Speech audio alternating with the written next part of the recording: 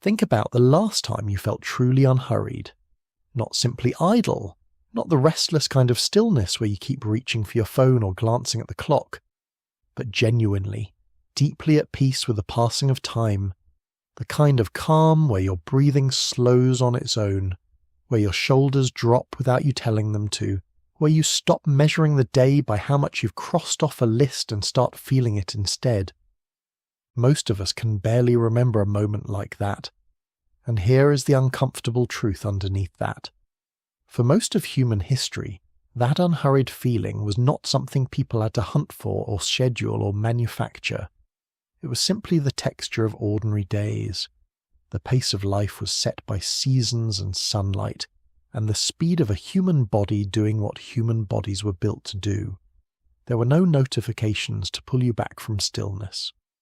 There was no pressure to be productive beyond what the land required. When the work was done, you rested. When the season demanded waiting, you waited. There was no guilt attached to sitting quietly at the river's edge and watching the water move. Now imagine an entire civilization built around it. Imagine a world where time was not something you managed or tracked or fought against, but something that arrived with the rain and left with the wind, something as patient and inevitable as a river. Imagine a year that did not begin with the click of a date on a calendar, but with a change in the colour of the water. A year that did not end at midnight on a fixed day, but when the land was ready, when the soil had dried enough, when the grain was tall enough, when the Nile said so. That world was ancient Egypt, and the river that governed it was the Nile, for thousands of years, longer than the gap between us and the fall of the Roman Empire, longer than most things we call ancient.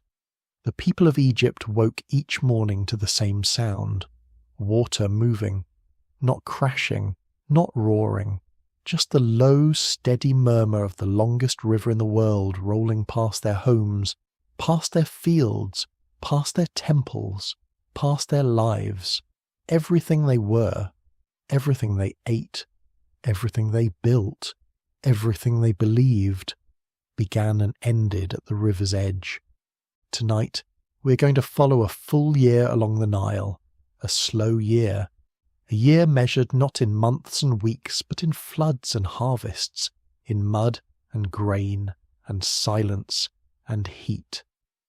We're going to trace the life of ordinary people, farmers, weavers, potters, mothers, elders, as they moved through the three great seasons that the ancient Egyptians knew: the flood, the growing, and the harvest. And if you're listening to this in bed, if your eyes are already heavy and the day is already fading behind you, that's exactly the right way to hear this story. Because the Nile does not rush. It never has. It simply flows. And tonight, for a little while, we're going to flow with it. Close your eyes for a moment and try to hear it. Not the sounds of your room, not the hum of electronics or traffic or air moving through vents. Something older. Something so fundamental to human experience that it existed long before any language had a word for beautiful. The sound of water. Not a waterfall, nothing that powerful. Just the slow, unhurried drag of a great river passing over a bed of ancient stone. A sound that is almost a silence. A sound that is rhythm itself. That is the Nile. Stretch its full length and it runs for more than 4,100 miles, from the highlands of eastern Africa all the way north through Sudan, through Egypt, and finally into the Mediterranean Sea. But for the ancient Egyptians, the Nile was not really a river in the way we think of rivers. It was not a boundary or a route or a geographic feature on a map. It was everything. It was the spine of the world. It was the reason the world existed at all. Along its Egyptian course, the river moves through one of the driest places on earth. The desert presses in from both sides. The eastern desert pushing against the eastern bank, the western desert, part of the Great Sahara, stretching endlessly to the west. Without the Nile, none of this land would be habitable. The soil would be nothing but sand and stone. baked hard by a sun that shines more than 300 days a year. But the Nile does not care about the desert. It was born in the tropical rains of Ethiopia and Uganda, fed by storms and mountains and snowmelt 1,000 miles away, and it carries all of that life with it on its long journey north. In the very early morning, before the sun has climbed enough to turn the air harsh, the Nile is a mirror. The sky above it, still the pale grey gold of pre-dawn, reflects in the water below. The reeds along the bank stand perfectly still. Egrets, white as cloth, stand motionless in the shallows, waiting. Somewhere across the water a frog calls once, then stops. The papyrus grass makes a dry whisper as the faintest breeze passes through it. This is the hour when ancient Egypt breathed. The people who lived here 5,000 years ago were not so different from us in the things that mattered. They loved their children. They feared disease and drought. They told stories and laughed and argued and sometimes stayed up far too late talking about things that weren't urgent at all. They worried. They also, perhaps more than we managed to do, rested. The Nile gave them a structure that our modern world no longer provides. A schedule written not by people, but by the earth itself. You did not fight the river. You did not try to redirect it or manage it or optimize it. You waited for it, you watched it, and when it was ready, you were ready. Life along the Nile was, above all else, a practice in patience. Let that settle for a moment. The idea that patience, real, unhurried patience, was not a virtue these people had to cultivate. It was simply the shape of their days. The river would come, the flood would arrive, the soil would be ready when it was ready. And in the meantime, there was always something quiet to do, something close, something that did not require hurrying. Tonight, we are going to live that year alongside them. We are going to feel the heat of the Egyptian summer and smell the green, mineral richness of the flood. We are going to sit in small homes made of mud brick while rain patters on the roof, and we are going to walk barefoot through fields of dark, damp soil when the water finally pulls back.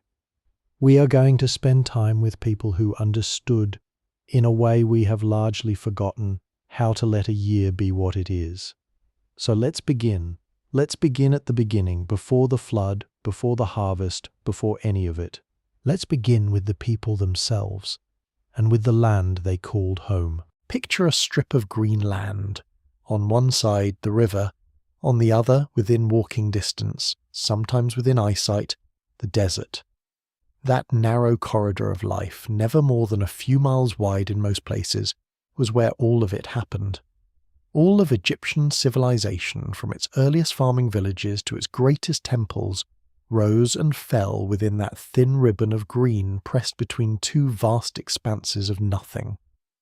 The ancient Egyptians called the fertile land Kemet, the Black Land, name for the deep, dark colour of the soil the Nile left behind each year when its floodwaters pulled back, and they called the desert Deshret, the Red Land, for the burning orange and red of the sand and stone. The boundary between the two was so sharp that you could, quite literally, stand with one foot in the black soil and one foot in the red desert. The line was that clear. Life on one side, emptiness on the other. The early communities that formed along the Nile in the centuries before what historians call the Old Kingdom, roughly before 2700 BCE, were small and spread out. Groups of families living in clusters of simple homes made from whatever the river provided.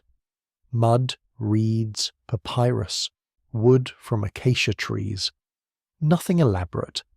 Nothing permanent in the way we think of permanence. These were homes made to be repaired, adjusted, added to, and occasionally rebuilt from scratch when the flood came too high and swallowed them.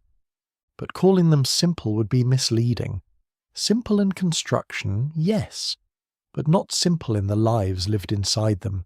A village along the Nile in the early morning hours of a dry season day would have had a texture to it, a rhythm that you could feel even without understanding the language. The first sounds, women grinding grain against flat stones, the low repetitive scrape and thud of it, a sound so ancient it predates Egypt as we know it. The smell of bread beginning to bake, mixed with the sharp scent of animal dung used as fuel, and the ever-present mineral coolness rising off the river. Geese and ducks penned near the water's edge, making their unremarkable morning noise. Dogs. The ancient Egyptians kept dogs, devoted to them in ways that feel strikingly familiar, trotting along the paths between homes with their noses down, reading the night's news in the dust. Most homes were single rooms, or perhaps two. The walls were made of mud brick which the Egyptians had mastered, mixing Nile mud with chopped straw and sand, pressing it into wooden moulds, setting the bricks out in the sun to dry hard. A good mud brick was extraordinarily durable in Egypt's dry climate. Buildings made this way could stand for decades, some stood for centuries. The thick walls kept the inside cool during the brutal heat of midday and warm on the rare nights when the desert chill crept in. Floors were packed earth, sometimes coated with a thin layer of smooth clay. Roofs were flat, supported by wooden beams, palm wood mostly, with layers of reeds and mud laid across them. Flat roofs were essential. People slept on them in the hot months, spreading mats up there in the last light of evening and lying under a sky so full of stars it was almost oppressive in its grandeur. When the air inside became too thick with heat to breathe, the roof was the only place to be. There was something about the routine of these early settlements that has a particular quality to it, a quality that we, living in a world of manufactured urgency, might find almost bewildering. There was work, yes, there was always work. But it was work with a pace and a shape that matched the body's own rhythms. You did not work faster than your arms could carry water. You did not process grain more quickly than the stone allowed. The pace of everything was set by nature, not by expectation. The men who work the fields woke with the light, not with an alarm, not with an obligation that someone else had set for them, but with the light itself. The sun in Egypt is not subtle about its arrival. Even before it appears over the eastern cliffs, the sky begins to brighten, with an urgency that makes the whole landscape glow. First, a deep orange, then gold, then a white so bright it erases everything soft. In those first minutes between dark and full daylight, the air was at its coolest. The birds were loudest. The river was most mirror-like, and the farmers stepped out of their homes into that brief perfection and went to work. What did they carry? Simple tools made mostly by hand or by the local craftsmen who lived 2 or 3 homes down. Wooden hoes with blades of stone or, in later periods, copper. Baskets woven from palm leaves, surprisingly strong, surprisingly beautiful. Rope made from twisted plant fibres. Clay pots in various sizes, some for carrying water, some for storing grain, some for cooking, some for burying offerings, or beloved objects when the time came. The preparation of the fields before the flood was methodical work. The earth, baked hard by months of rainless sky, needed attention. Channels that directed water inland from the river had to be cleared of the silt and debris that accumulated over the dry season. The small earthen dikes that managed the flow of water, deciding which fields received the flood first and which ones waited, had to be checked, repaired, sometimes rebuilt entirely. This was not dramatic labour. It was not the kind of work that makes for exciting stories. It was patient, repetitive, essential work. The kind of work that required showing up every day and doing roughly the same thing, not because someone was watching, but because the land depended on it. Children worked alongside adults from a young age, not in any grim or exploitative way. There was no separation of childhood into a protected, obligation-free category, the way modern society imagines it. Children were simply part of the household, part of the workforce of the family, valued for what they could contribute and loved for who they were. A child of 6 or 7 could carry lighter loads, drive away birds from newly planted fields, tend goats and ducks, or carry messages between households. By 10 or 12, they knew the rhythms of the field as well as their parents did. The village elder, and every village had one, or a small council of them, held the knowledge that the written records of later centuries would eventually codify into official calendars. When to expect the flood, based on the behaviour of the sky and the river over a lifetime of watching. How high the waters were likely to rise, based on early signs that a trained eye could read. Which fields had flooded too deep the previous year and needed to be given more time before planting. This was oral knowledge, passed down through telling and demonstrating, carried in memory rather than in text. Food came from what the land and water gave. The diet of ordinary Egyptians was more varied than people often imagine. Bread was the absolute centre of it. Bread made from emmer wheat or barley, baked on flat stones or in clay ovens, sometimes flavoured with seeds or sweetened with dates or honey. Beer was equally central, not a luxury but a staple, brewed from partially baked bread dissolved in water and fermented. It was thick and nutritious and not particularly intoxicating by modern standards. Workmen, children, the elderly, everyone drank it. It was safer than river water that had not been boiled, and it provided calories and carbohydrates that hard-working bodies required. Beyond the bread and beer, fish from the Nile, caught with nets and traps and woven baskets, dried in the sun and salted for preservation. Vegetables, onions, garlic, leeks, cucumbers, lettuce. Legumes, lentils, chickpeas, figs, dates, pomegranates when they were in season. Geese and ducks whose eggs were also eaten. Beef was not common. Cattle were too valuable as working animals to be eaten casually, but it was not unknown, particularly at festivals or for households of means. The kitchen, such as it was, typically occupied an outdoor area or a separate small room where the smoke from the cooking fire could escape rather than fill the living space. The women who managed these households were not merely cooks and weavers, though they did both. Egyptian women had legal standing that was unusual in the ancient world. They could own property, they could inherit, they could take disputes to court and testify as witnesses. The household was their domain in a profound sense, not a prison but a centre of genuine authority. A skilled household manager who could stretch resources through a poor harvest, who knew how to preserve and ration and substitute, who understood the subtle signals of a child's health or an elder's decline, was a person of real competence and real power, even if none of it appeared in official records. In those quiet weeks before the flood season began, before the great annual transformation of the landscape, the villages along the Nile had a particular suspended quality, like a held breath. Work continued. There was always work, but there was also a collective awareness that everything was about to change. The Nile was building up somewhere far to the south. Storms were falling on mountains that most of these farmers would never see. Water was gathering, rising, preparing to make its long journey north. They could feel it coming, not in any mystical sense, but in the practical sensory way that people who live close to nature develop over years of careful attention. The colour of the water at the river's edge changed in subtle ways weeks before the main flood arrived. A slight cloudiness, a faint brownish tinge to water that had been clearer all season. The behaviour of the birds shifted. The fish moved differently in the shallows. There were signs, and the people who knew how to read them watched with a quiet, expectant attention. And they waited calmly, because they knew they had always known, their parents had known, their grandparents had known, that the flood always came.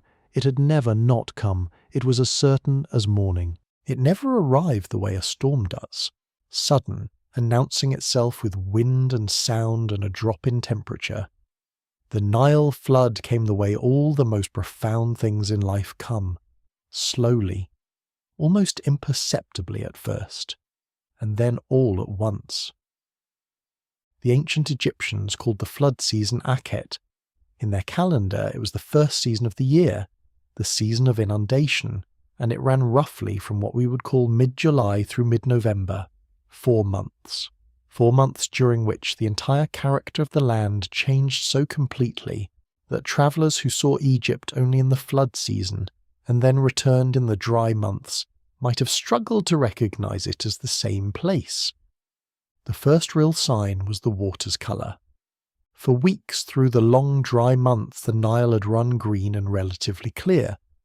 But now, fed by the torrential summer rains falling on the Ethiopian highlands, the Abyssinian plateau, where the Blue Nile begins, the river began carrying something new: silt, centuries, millennia of volcanic soil from those distant mountains, suspended in the water, turning it from green to a hazy reddish-brown.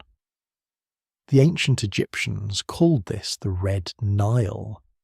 Later in the flood season, when the Blue Nile's contribution was joined by the White Nile's quieter flow, the water would shift again to a greenish hue they called the Green Nile.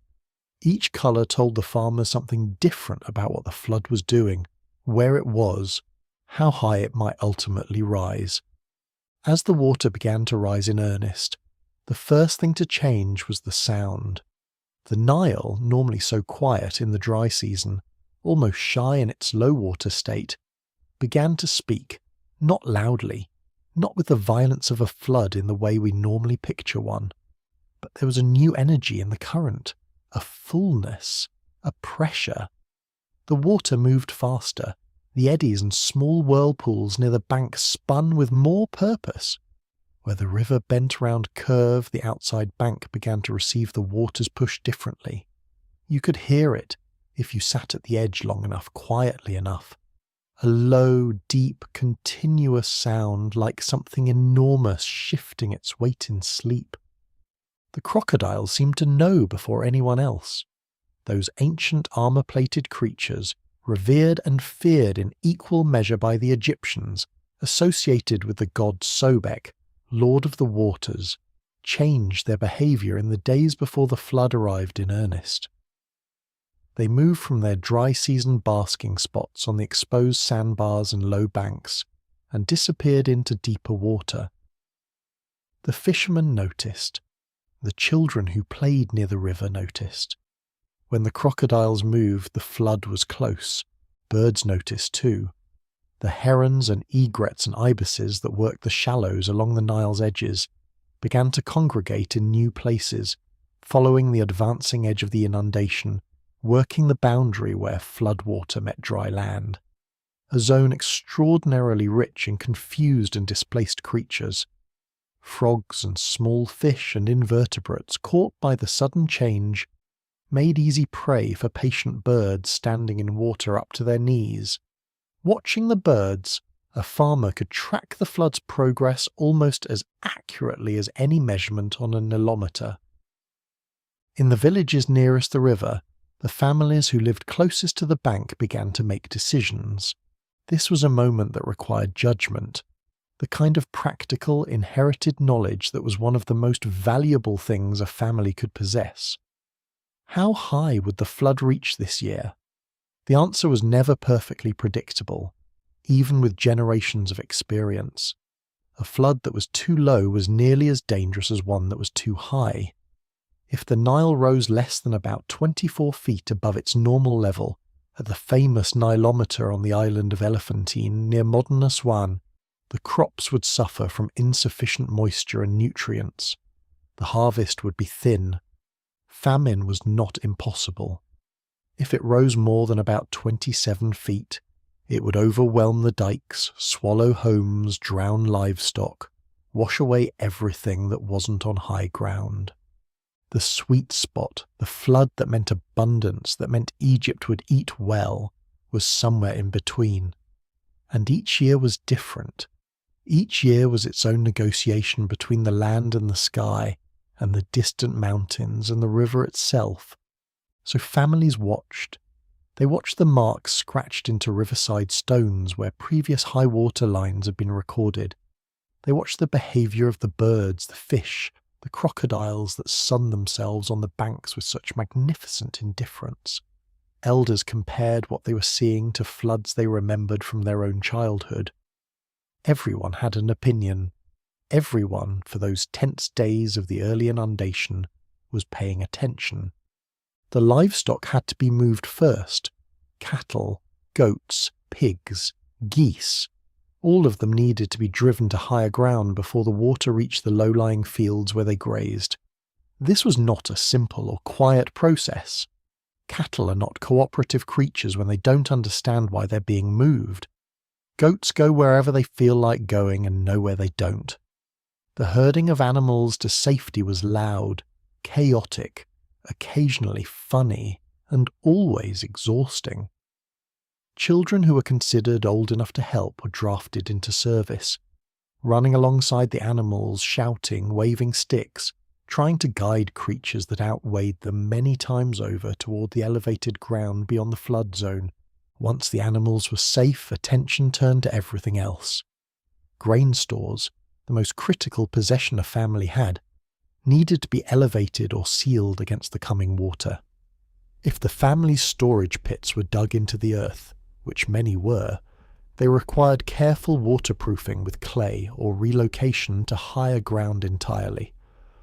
Losing a grain store to the flood was a genuine catastrophe, the kind that could mean real hardship not just for the coming months but for the following year. So this was done carefully, methodically, without rushing, because rushing led to mistakes, and mistakes with grain stores were unaffordable. Then the water arrived, and this is the part that is genuinely hard to describe to someone who has never experienced it. Because the Nile flood was not frightening, not primarily, it was sacred. It was the most important thing that happened in the entire year, and it was experienced with something that combined reverence and relief, and genuine joy. The Egyptian god Hapi, depicted as a plump, vigorous figure, often blue or green, carrying lotus blossoms and heavy with the promise of abundance, was the personification of the flood itself. When the water rose, Hapi was coming, and Hapi was welcome. Imagine standing at the edge of a field you've worked all dry season, hoeing, clearing channels, checking the dikes, watching and waiting, and then the water begins to creep across it, not pouring, not flooding violently, but sliding in, smooth and purposeful, the way a hand slides across a table. At first, just the very lowest spots fill. Small pools appear in the dips and depressions where the earth was already lowest. Then those pools connect, then they widen. And slowly, over the course of days and then weeks, the entire field disappears beneath a sheet of water that catches the sky and holds it, turning the landscape into something that looks less like a farm and more like an inland sea. The colour of the Nile water spreading across the land was extraordinary. The silt it carried, that rich volcanic soil from the Ethiopian highlands, had a reddish-brown tone in sunlight, but in the long slanted light of late afternoon it turned almost copper, and mixed with the blue of the sky reflected on the water's surface with the green of the reeds and the papyrus that remained above the waterline. The whole flooded landscape became something otherworldly, something beautiful, something that, even to people who saw it every single year without exception, did not become ordinary. The villages that remained above the floodline, those built on the slightly higher ground that Egyptian farmers had learned over centuries to prefer, became islands, literally. The paths between them, the fields that connected them, the flat expanses of land that made movement easy in the dry season, all of it was now water. Getting from one place to another required a boat, and so the boats came out. The Egyptians were extraordinary boat builders and boat users. Their boats range from simple reed craft, bundles of papyrus lashed together into buoyant platforms that even a child could manage, to larger wooden vessels capable of carrying significant cargo. During the flood season, the boat was not a luxury or a specialized tool. It was basic transportation. It was how you visited your neighbor, how you went to the market, how you checked on family in the next village, how you moved goods and supplies and people from place to place. The river, in its expanded flood form, became the road, and the pace of everything shifted. In the dry season, life had the rhythm of the walking pace, of the hoe, of the slow turning of grain beneath the grinding stone. During the flood, life took on the rhythm of the paddle, of the current, of water lapping gently against the hull of a small boat. Things moved differently. People moved differently. The urgent land-based work of preparation was over. The urgent land-based work of planting was still weeks away. Between them lay a season of water and waiting, of craft and conversation and a different kind of time. The children, it should be said, were ecstatic. For a child growing up along the Nile, the flood was the most exciting thing that happened all year. The entire familiar landscape of their world was transformed into something unrecognizable, something adventurous. The path to the well, the edge of the field where they'd chased grasshoppers in the dry season, the stretch of riverbank where the older boys fished in the afternoons, all of it was now water. Deep, brown, mysterious water that hid the world they knew and replaced it with something that felt entirely new. The boats became playthings as well as tools. Smaller children were not allowed on the water unsupervised, but older ones could manage a small reed craft well enough, and the shallow flooded fields, nowhere near as treacherous as the main river channel, were safe enough for supervised adventure. Small flotillas of children paddled between the partially submerged palm trees, using the trees' trunks as markers for races and games. They fished in the shallows, where the flood had driven smaller fish into the accessible edges of the inundation zone. They caught frogs and studied them with the focused, morally neutral interest that children have always brought to living creatures. And they watched the adults watch the water, because everyone was watching the water. Every morning, the first act of every household was to check the flood level. Had it risen in the night? Had it held steady? Was it, possibly, beginning to show the first tiny signs of pulling back? The marks on the doorpost or the riverside stone told the story. And children who watched this ritual every morning of every flood season grew into adults who understood in their bones why the river mattered. The flooded season was, in some ways, the most complete expression of what ancient Egyptian daily life actually felt like for ordinary people. Not the grand ceremonies, not the construction of monuments, not the movements of armies and the decisions of pharaohs. Those were the dramatic upper layer, the things that history books record because they are recordable. But the lived experience of most Egyptians, most of the time, was quieter than all of that.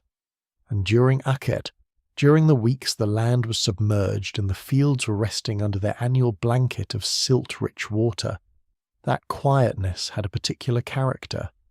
It was the season of making things.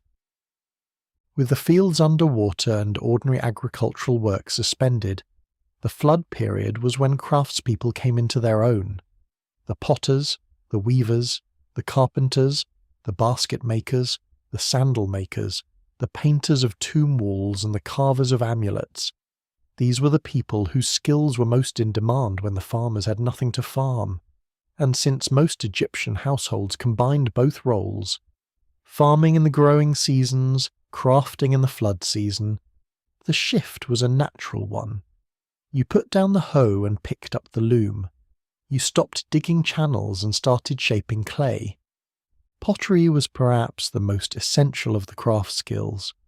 Ancient Egyptian pottery was not decorative in the way we might first imagine. Most of it was entirely functional. Large jars for storing water and grain, smaller vessels for cooking, bowls and cups for eating and drinking, amphorae for transporting oil and wine.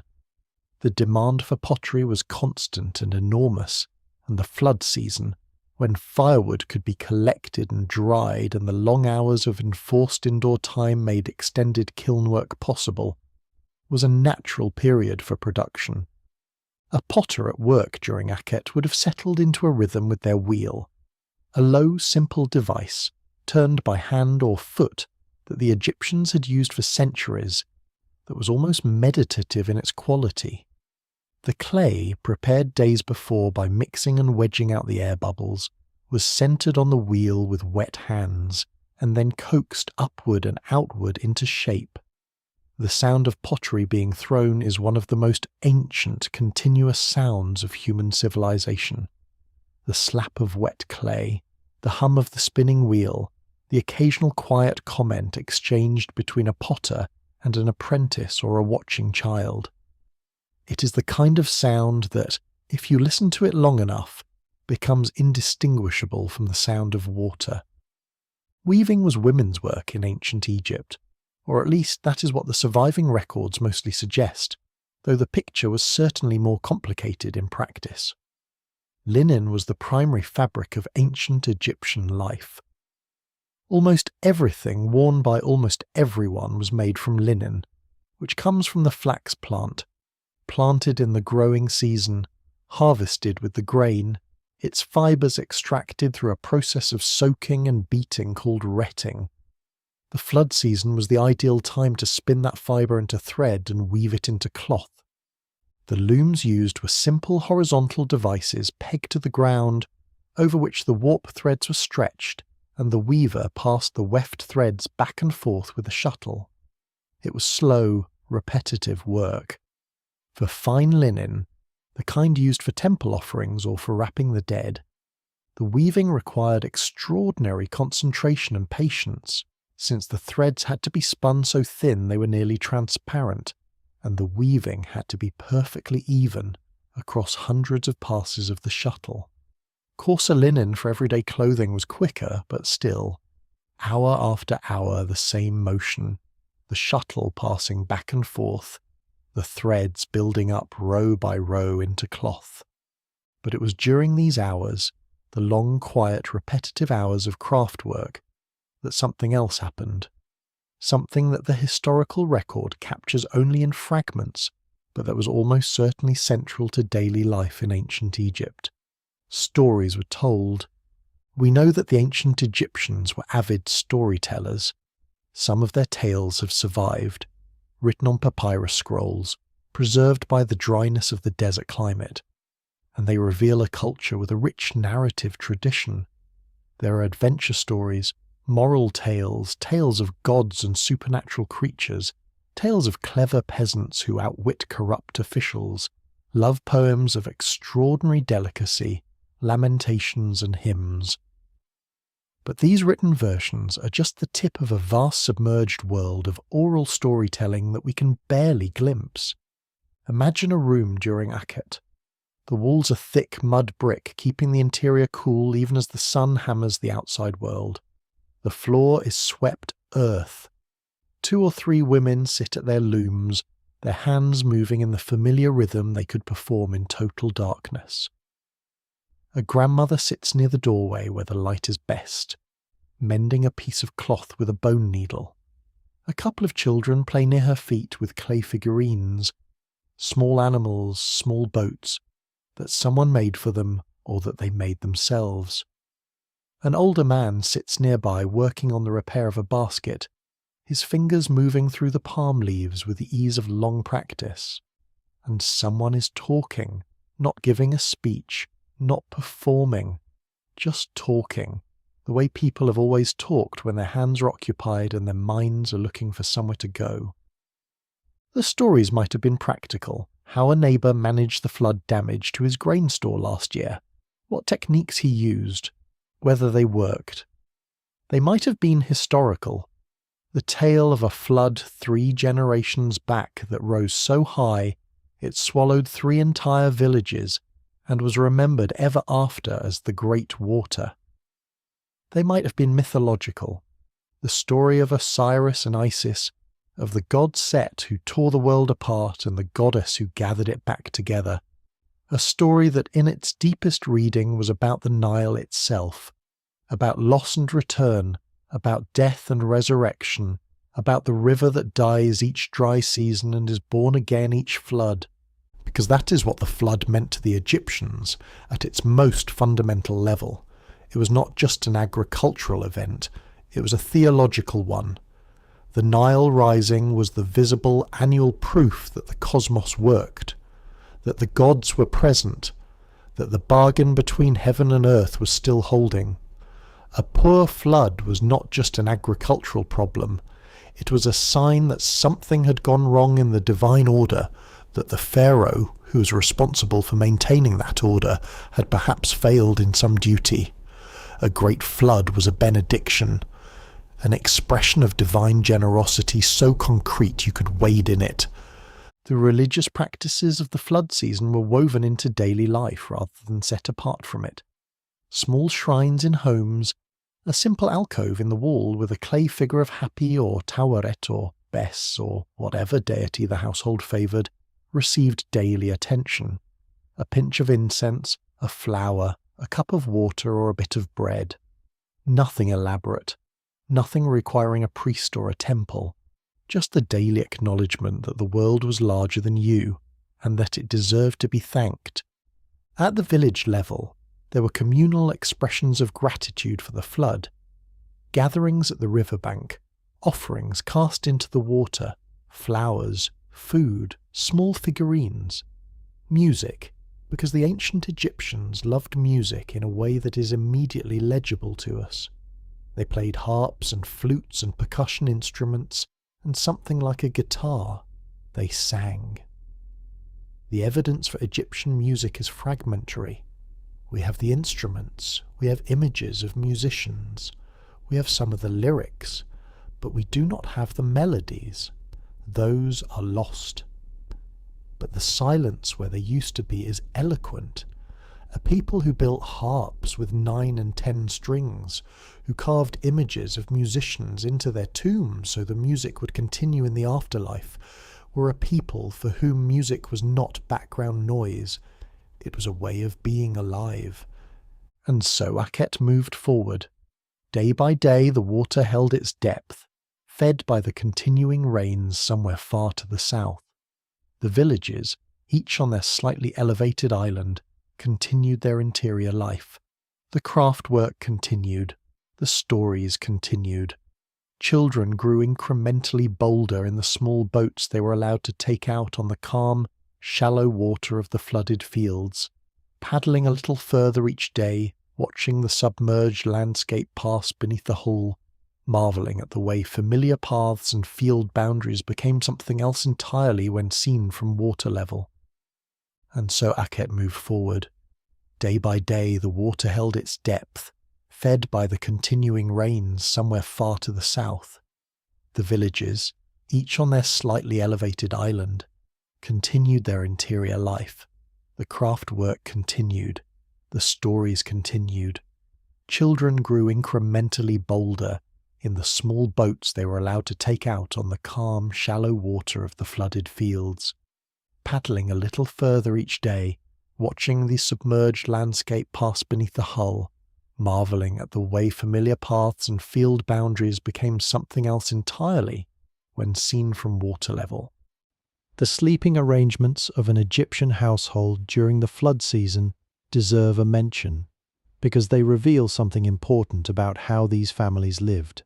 In the dry season, many people slept on the roof, that flat open space above the house that caught whatever breath of cool air the night provided.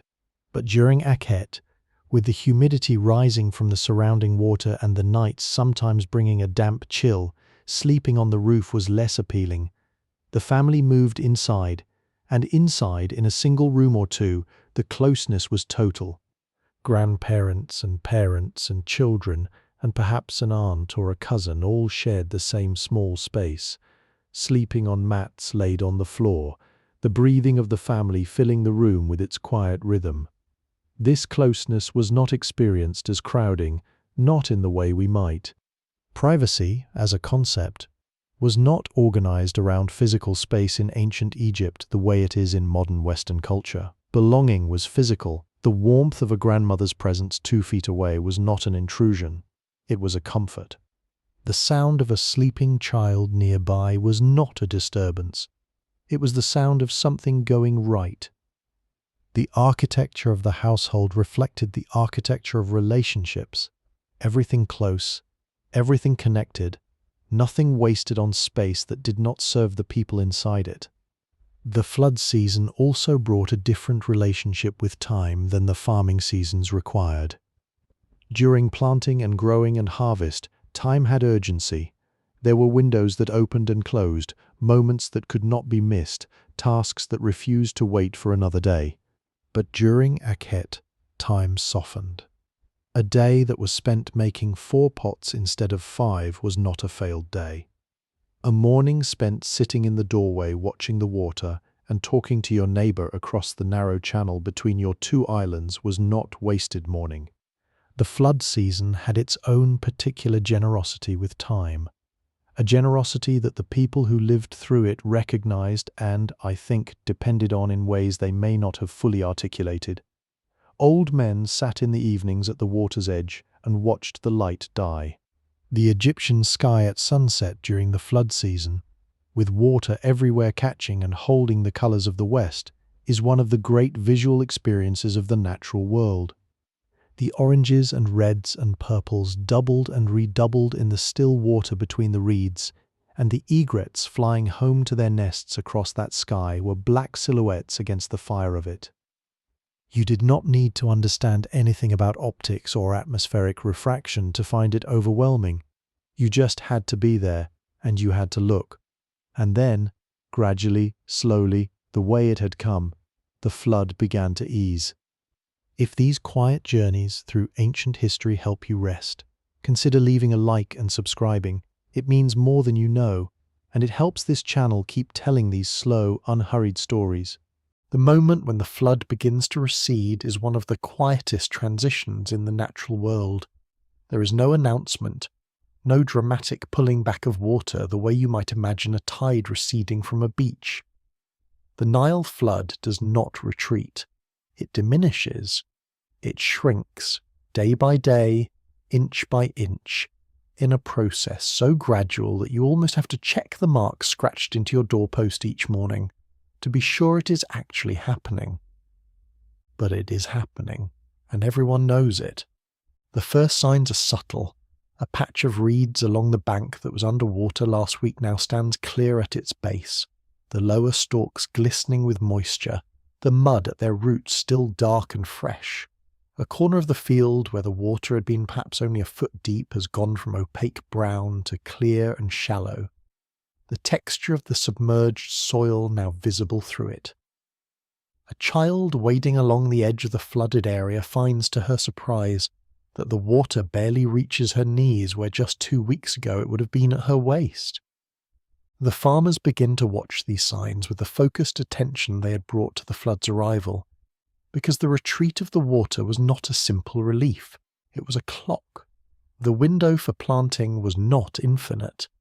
In Egypt, where virtually no rain fell during the growing season, the crops depended entirely on the moisture that the flood deposited in the soil. That moisture was precious, and it began to evaporate almost immediately under the Egyptian sun. You had to plant while the soil was still holding enough water to germinate the seeds and sustain the early growth. Too soon, and the ground was still too waterlogged. Too late, and it was beginning to dry. The timing was everything. The season the ancient Egyptians called Pere, the season of emergence, of growing, began as the flood receded. Its name came from the verb meaning to go out, to emerge, to come forth. And what emerged was the land itself, rising slowly from the water like something born rather than merely uncovered. The silt the flood had deposited, that deep, black, mineral-rich mud from the Ethiopian highlands, lay over everything in a smooth, even layer. It had settled silently during the weeks the water was still, and now, as the surface dried, it revealed itself, dark and dense and extraordinary in its fertility. No other agricultural soil in the ancient world could match it. The farmers of Egypt did not need to fertilize their fields the way farmers in other regions had to. The Nile did it for them every single year with a reliability that was the foundation of Egyptian civilization's extraordinary longevity. While empires elsewhere exhausted their soil after a few generations, Egypt continued to produce. The Nile continued to deposit. The cycle continued. Walking across a field that has just emerged from the flood is an experience that engages every sense.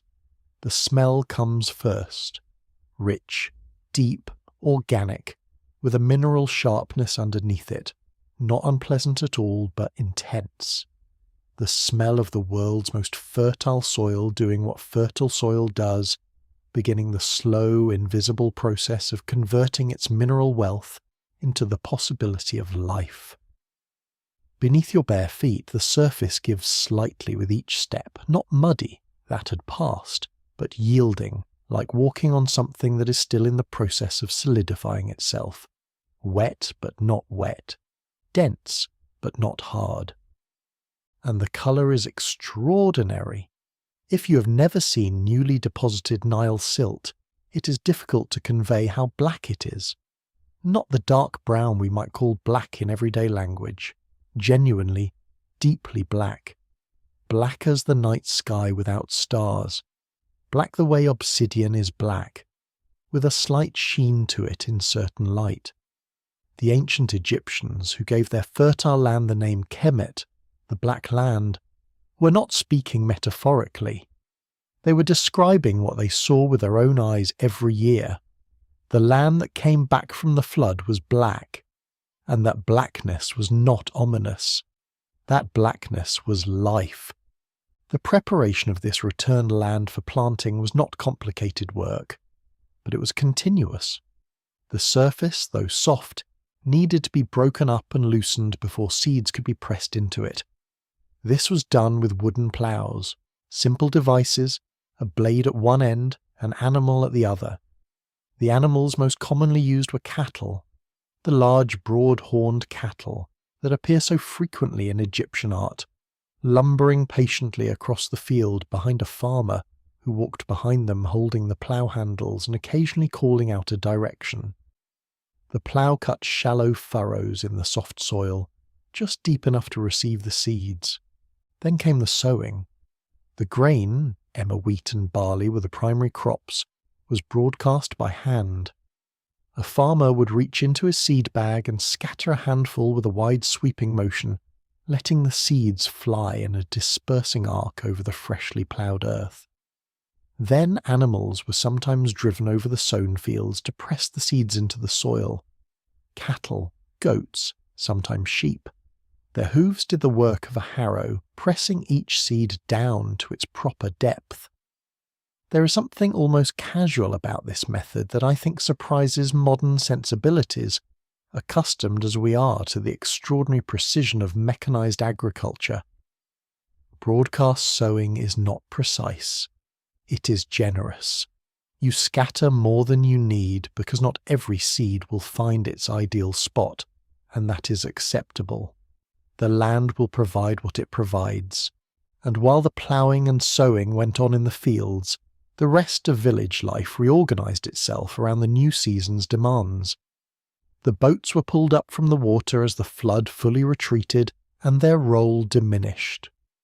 The fields that had been unreachable during Akhet were now accessible on foot again, and the village reconnected to itself. Paths reappeared. The distances between households shrank back to their dry season dimensions. Children who'd been confined to their elevated islands during the height of the flood could now run freely again across the open fields, rediscovering the landscape as it re-emerged. There was a lightness to this time that comes through even in the ancient records. The Egyptian calendar was not strictly an agricultural document, but it was organized around agricultural realities and the transition from Akhet to Pereh, from flood to growing season, was marked by a perceptible shift in mood. The tension of the flood, the suspension of the weight was over. The land was back. The work was beginning. And the work ahead For all its demands was the work they knew best. The cooperation between households that the ploughing and sowing required was one of the defining features of agricultural life along the Nile. A single family rarely had enough animals and tools to manage all their fields efficiently in the narrow window of optimal planting time. So families worked together. You helped your neighbour get his fields done, and he helped you get yours done. The labour was shared, the equipment was shared, the burden was distributed across a network of relationships that extended through the village and sometimes beyond it. This was not altruism in the modern sense of a freely given gift. It was practical reciprocity. The social fabric of the village was built from these exchanges of labour, these relationships of mutual obligation and mutual support, and everyone understood their place in it. You gave because you expected to receive. You received because you had given. And over time, over years and decades, these patterns of exchange became something more than practical. They became the structure of belonging, the way you knew you were part of something larger than your own household. In the evenings of the early growing season, when the day's ploughing was done, and the evening meal had been eaten and the air had cooled enough to sit outside comfortably, there was a particular quality to the conversations, a quieter satisfaction than the flood season's somewhat suspended quality. Things were happening now. The seeds were in the ground. The soil was holding its moisture. The long growing season stretched ahead. Weeks of slow, patient tending before the harvest. In the evenings of the early growing season, when the day's ploughing was done and the evening meal had been eaten, and the air had cooled enough to sit outside comfortably, there was a particular quality to the conversations, a quieter satisfaction than the flood season's somewhat suspended quality. Things were happening now. The seeds were in the ground. The soil was holding its moisture. The long-growing season stretched ahead. Weeks of slow, patient tending before the harvest. There was also, during these evenings, a kind of collective exhale. The flood season, for all its beauty and its enforced rest, had a tension beneath it. The tension of not knowing how high the water would rise, not knowing whether the dikes had held, whether the grain stores were intact, whether the neighbour's family across the channel had managed as well as yours had. When the land came back and the fields were planted and the village was whole again on solid ground, that tension released. The community, which had fragmented into its separate elevated islands during Akhet, knit itself back together. You could feel it in the way people moved through the village in those early Peret evenings, less purposefully than during the busy planting days, but more freely than during the flood. Children ran between houses in the last of the daylight. Women stood at doorways and exchanged news that had accumulated over the weeks of separation. Men gathered near the elder's house, which was almost always the largest structure in the village, not from wealth, but from the practical necessity of being a gathering place, and talked the slow, looping talk of people who have known each other all their lives and have no particular agenda but to be in each other's company. The night sounds changed in Peret. The frogs that had sung so loudly during the flood, thrilling enormous choruses that filled every dark hour, grew quieter as the water retreated. In their place, other sounds emerged. The insects of the dry land returned.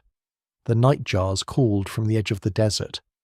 Occasionally, from somewhere far beyond the village, a jackal called, the sound that the Egyptians associated with Anubis, the god of the dead, the guardian of the boundary between worlds. It was not a sound that frightened people who had grown up with it. It was simply a part of the night, the way all sounds were part of the night. Another voice in the long conversation between the living world and the dark. And above the village, above the dark soil and the first tentative rose of green that would in time cover everything, above all of it the stars came out. The ancient Egyptians were remarkable astronomers.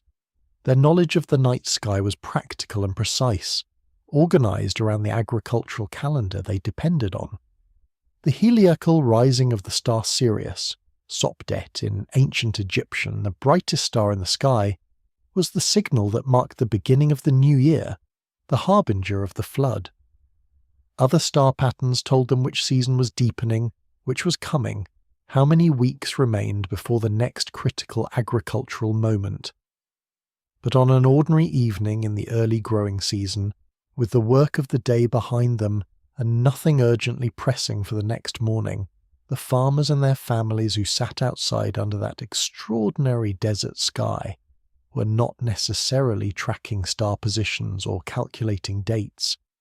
They were just sitting, looking up, breathing the cooled night air, listening to the last calls of the birds settling into their nests along the riverbank, feeling perhaps the simple and profound satisfaction that comes from knowing you have done what the season asked of you. There is a word in ancient Egyptian that scholars translate as something like rightness or cosmic order, ma'at. It referred to the proper functioning of the universe, the balance of all things, the way the world was supposed to work when it was working well.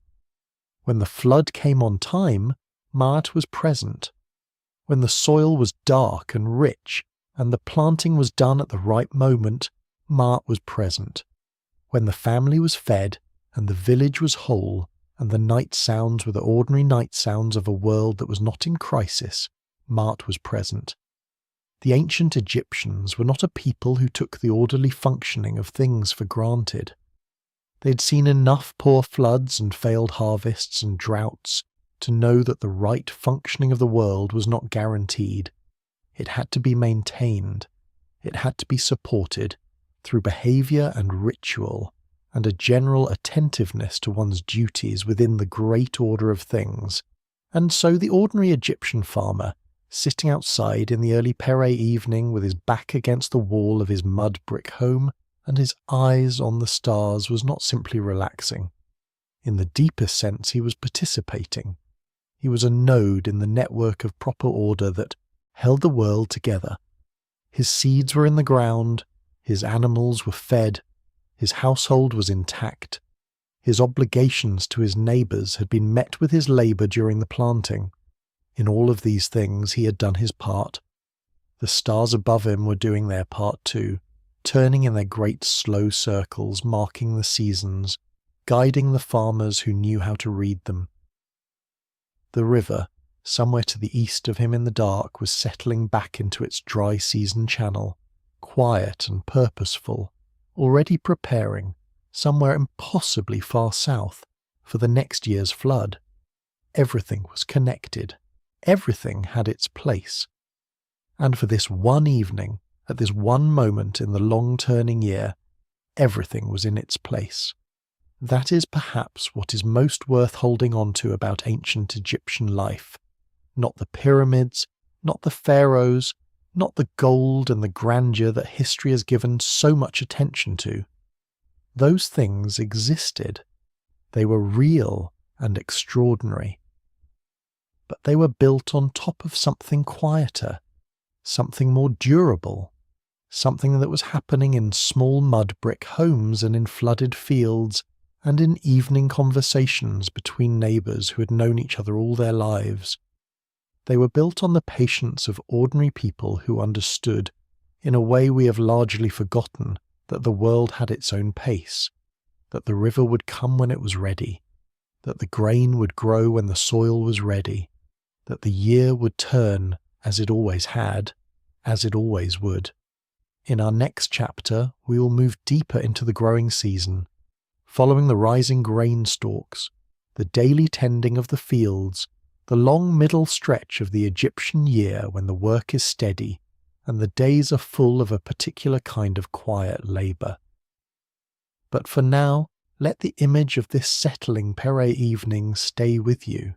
The dark soil, the first green, the stars beginning to appear one by one in the Egyptian sky, a family outside their home, speaking quietly, unhurried, the river moving in the dark nearby, purposeful and patient. The whole world, for this one moment, exactly as it should be. The seeds were in the ground. The Nile had done its part. Now the land and time would do the rest. We left the Nile at a particular moment. The flood had receded. The dark soil had emerged from beneath the water, black and dense and extraordinary in its richness. The seeds had been pressed into the earth, scattered by hand, driven in by the feet of cattle, covered lightly by the loose surface layer of new silt. The ploughing was done, the village had exhaled, and the long, quiet middle stretch of the Egyptian year had begun. If you have been drifting while you listened, that is exactly as it should be. This is not a story that demands your complete attention. It is a story that rewards the kind of listening you do with half your mind while the other half begins to let the day go. The Nile has always been good company for that kind of listening, steady, patient, unhurried. It has been flowing past these same banks for millions of years, and it will be flowing long after every human concern that feels urgent tonight has become archaeology. So let's go back. Let's return to the village, to the fields, to the slow green world of the Egyptian growing season.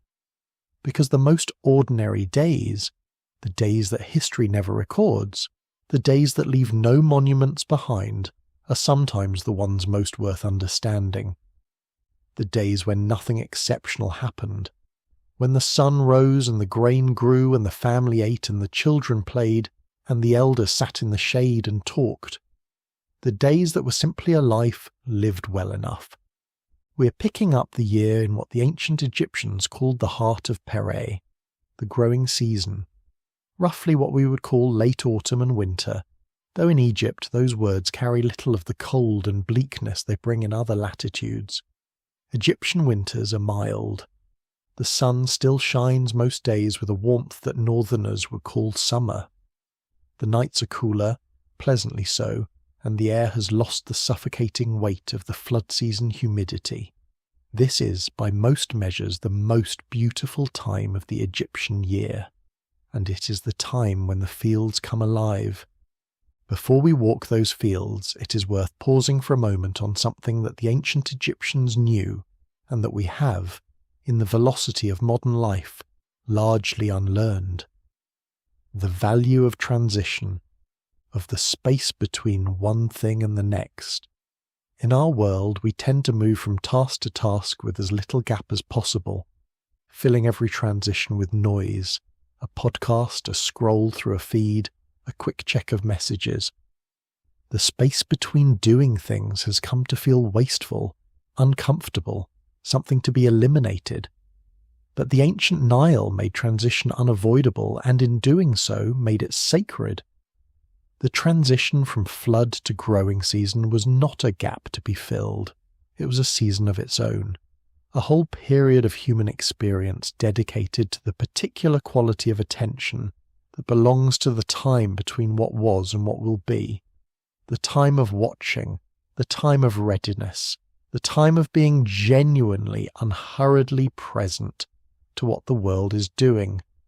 We could use more of that. Green is not a colour that the Egyptian landscape offers generously. For most of the year, the palette of this land is ochre and sand and the bleached blue of a sky with no moisture in it, brown water and golden stone and the deep red of the cliffs that bound the valley on both sides.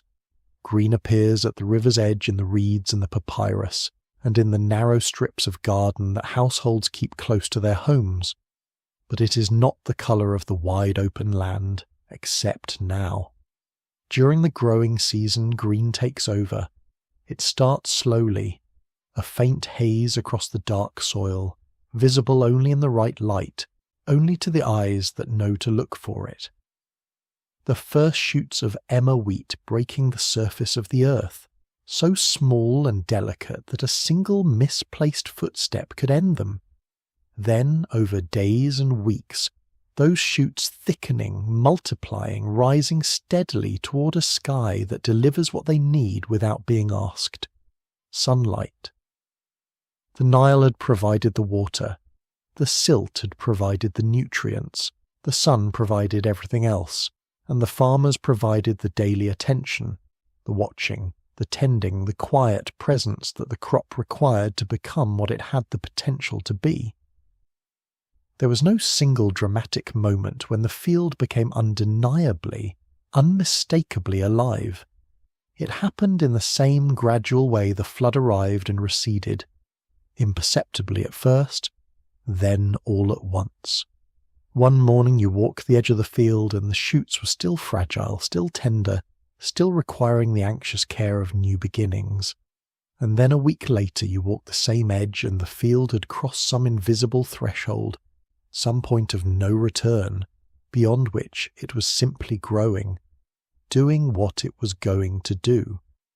The anxiety of the early weeks dissolved into something quieter, not complacency, never complacency, because the crop required constant attention right to the end, but a settled confidence, the knowledge that the thing that needed to begin had begun, and that barring exceptional misfortune, it would continue. Walking the edge of a growing field in the morning was one of the great ordinary pleasures of Egyptian agricultural life. The air just after dawn carried a freshness that the midday heat would burn off entirely, and in those early hours the light was slanted and golden, catching the dew that had settled overnight on the emerging stalks and making each one briefly luminous. The smell of growing grain is one of the most fundamentally human smells in existence. Green and slightly sweet, with an earthiness beneath it that speaks directly to something very old in the human brain, something that recognizes this smell as the smell of survival, of enough. The farmer walking that edge was not idle. He was reading, checking the colour of the leaves. Yellowing could mean too little water, or a pest, or a fungus that needed attention. Checking the density of the growth.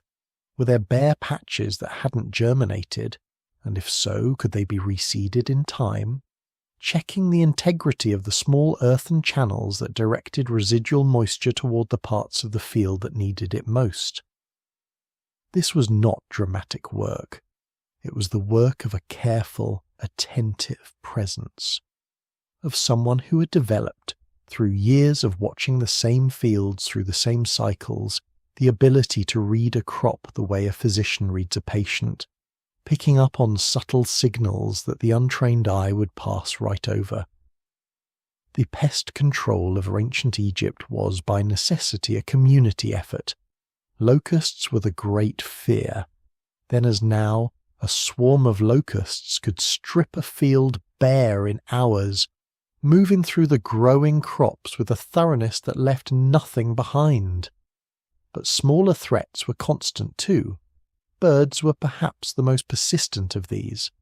Flocks of doves and sparrows and other seed-eating birds discovered the newly planted and growing fields with a reliability that suggested they had been watching from their perches while the sowing was happening, waiting for their moment.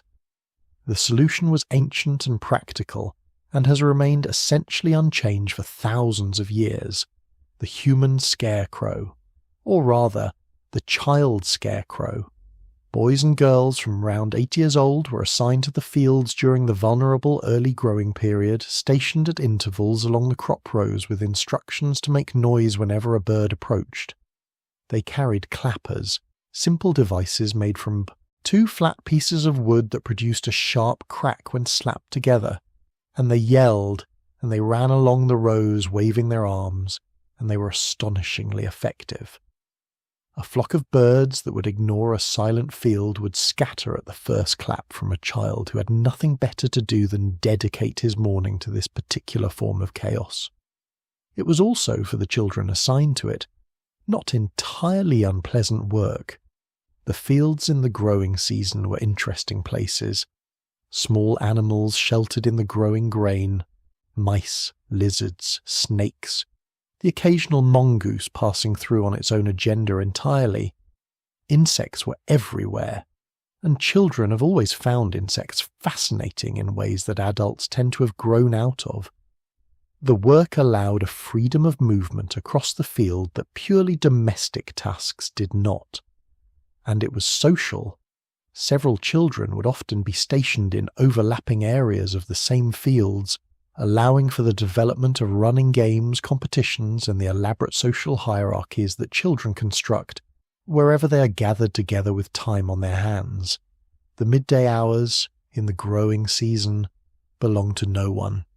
The sun in Egypt during these months was not the life-threatening force it became in summer, but it was still substantial, and the cultural habit of avoiding outdoor labour during the peak heat of the day was deeply ingrained.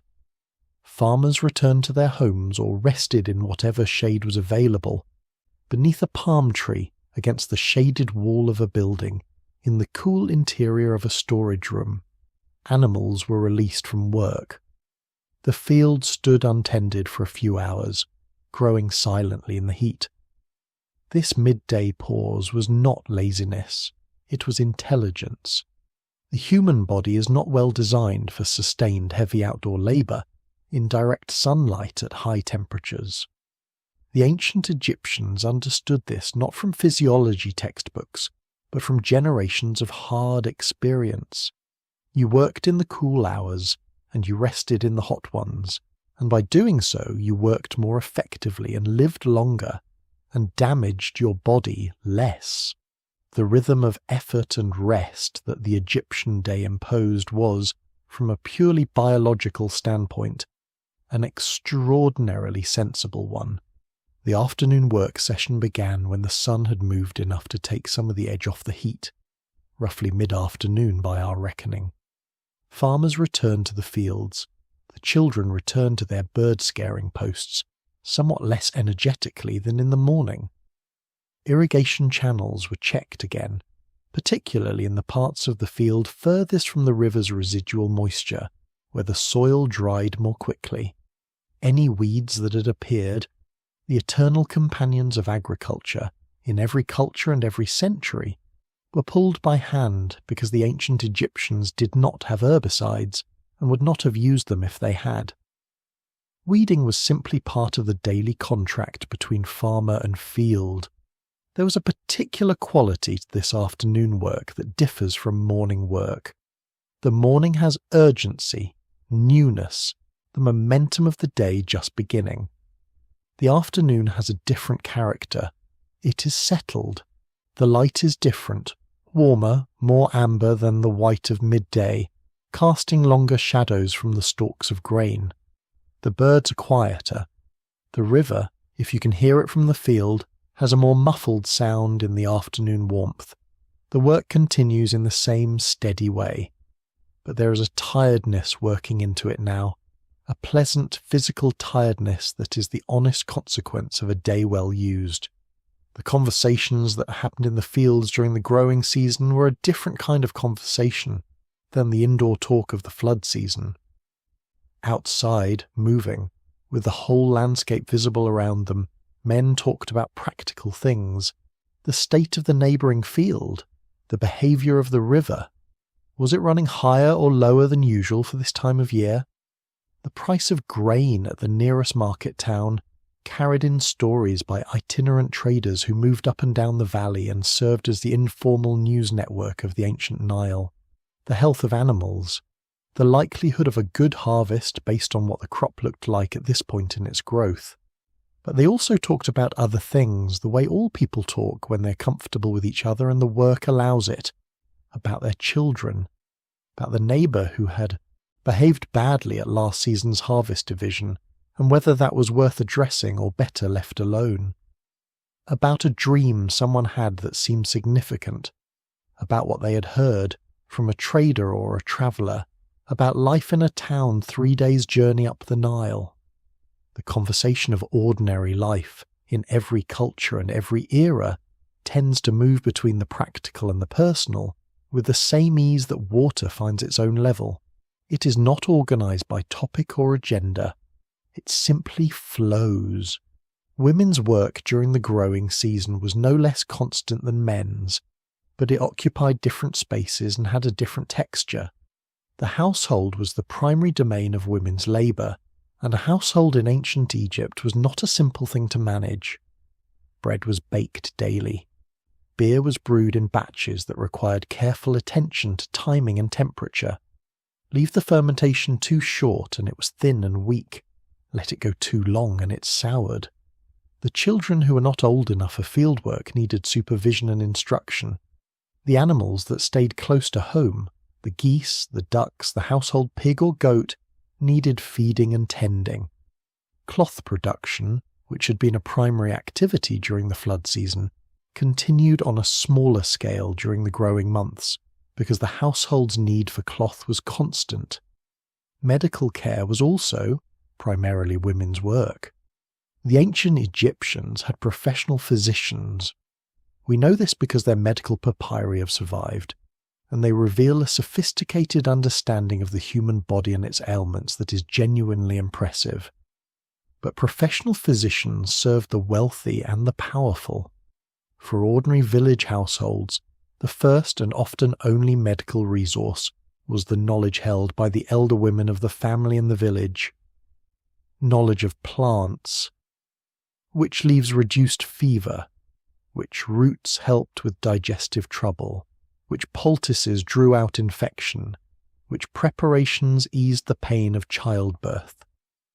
This knowledge was accumulated over lifetimes and transmitted through the same intimate oral channels as every other important knowledge, through watching, through doing, through being told by the person who knew before you.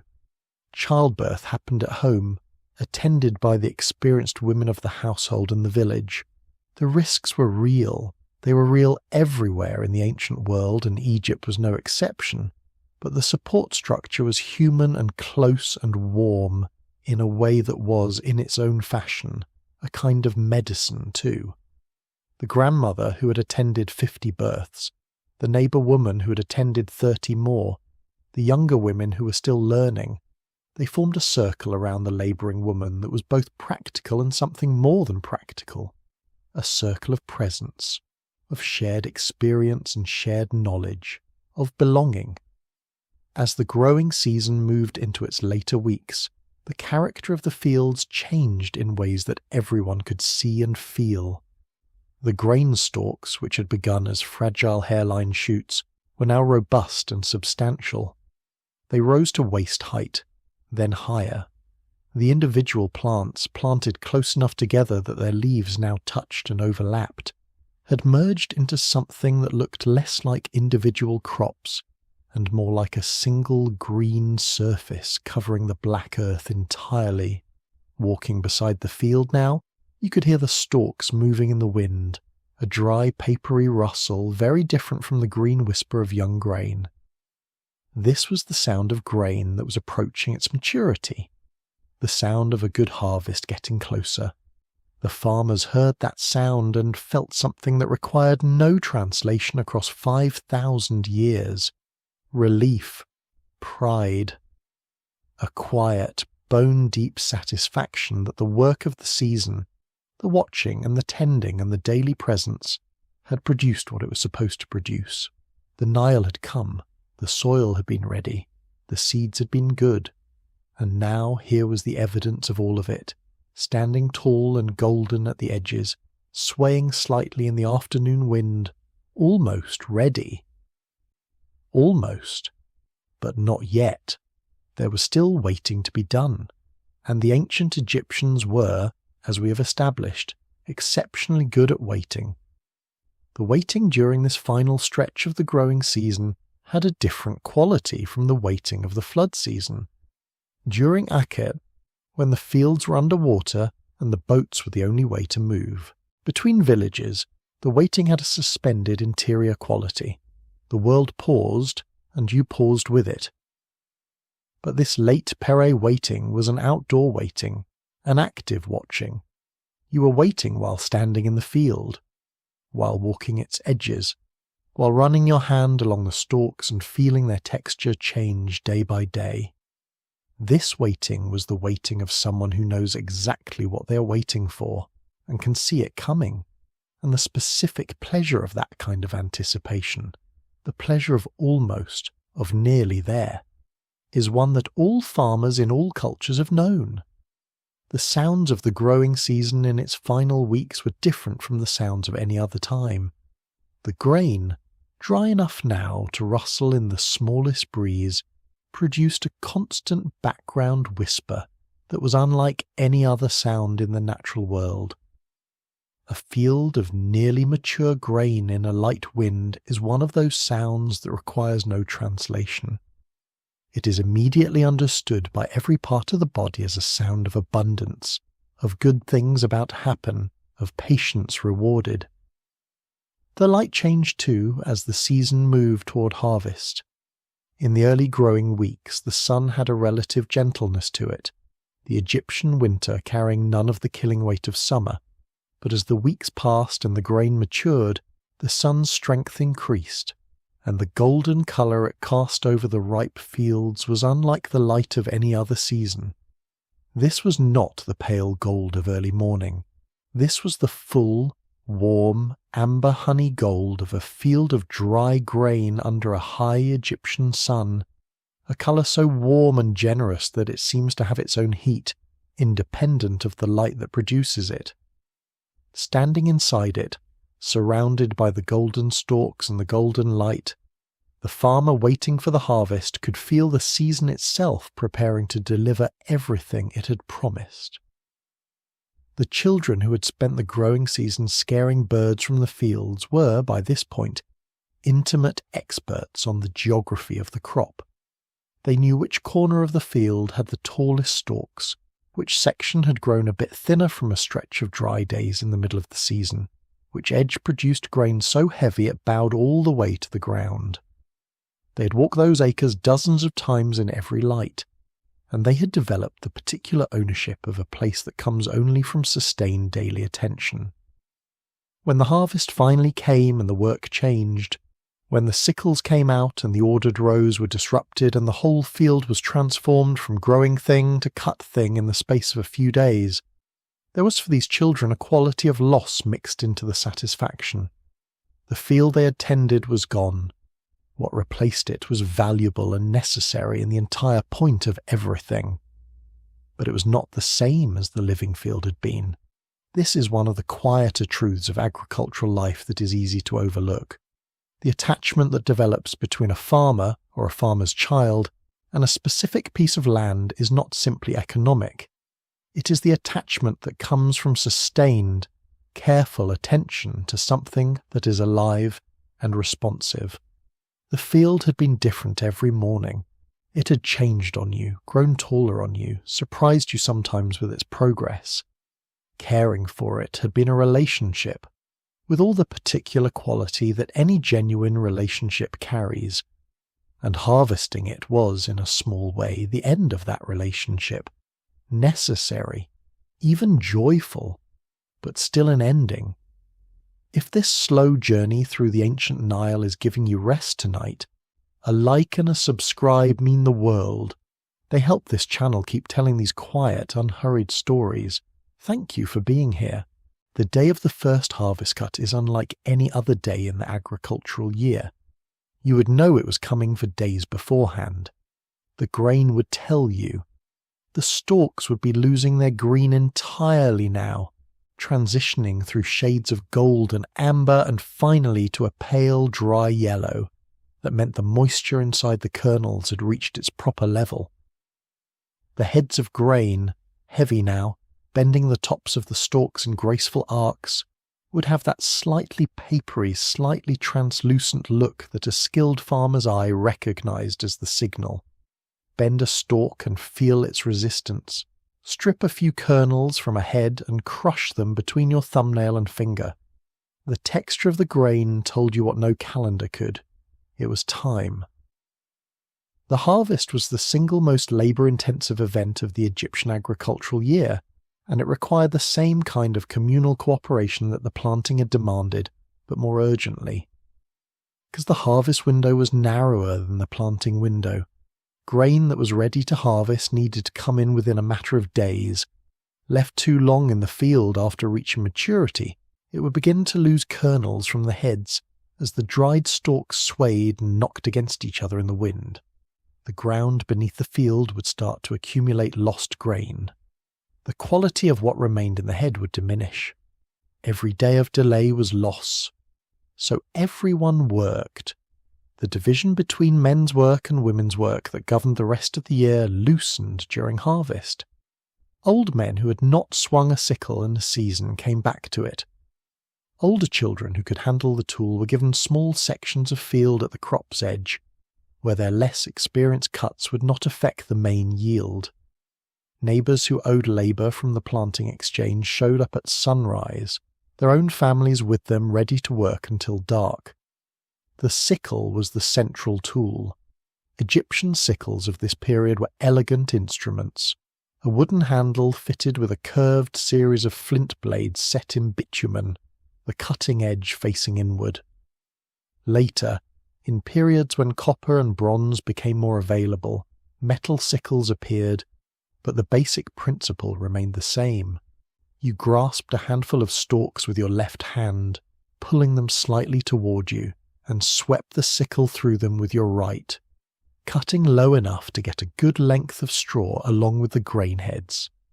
The cut stalks fell to the ground behind you, and you moved forward and cut again. The sound of a harvest in progress carried its own particular music, the rhythmic swish and crunch of sickles through dry grain, the low, steady sound of many people breathing hard with sustained effort.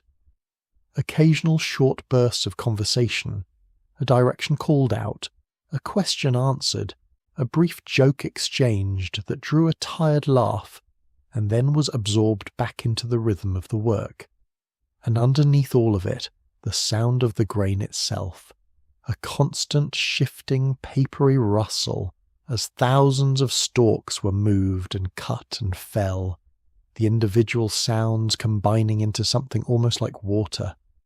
Behind the cutters came the binders, people, often women and older children, who gathered the fallen stalks into bundles of a consistent size and tied them with a few stalks twisted into a rope. These bundles were called sheaves, and they stood propped against each other in the field in small groups while work continued around them, looking like small conical tents made of gold. Later in the day, other workers moved through the field gathering these sheaves and loading them onto the backs of donkeys or onto wooden sleds pulled by cattle, transporting them to the threshing area. Gleaners followed behind all of these. This was a practice with deep moral weight in ancient agricultural societies, the deliberate leaving of some portion of the harvest for those who had not been part of the planting, for the poorest families of the village, for travellers and strangers who happened to pass through. The gleaner's right was not charity in the modern sense of a gift given from abundance. It was a social obligation, a recognition that the harvest belonged in some sense, not just to the household that had worked the field, but to the community it lived within.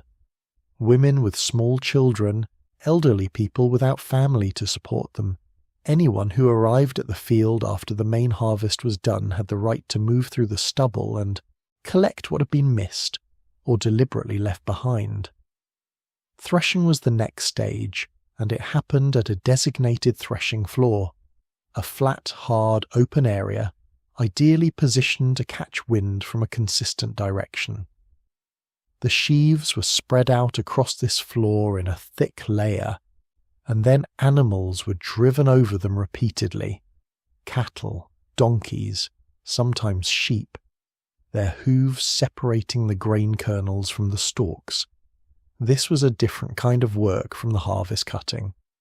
Less skilled, more mechanically repetitive, and loud in a different way.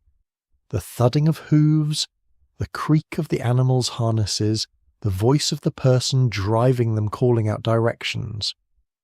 Children were often set to this work, walking in circles behind the animals with a long stick, keeping them moving around the floor.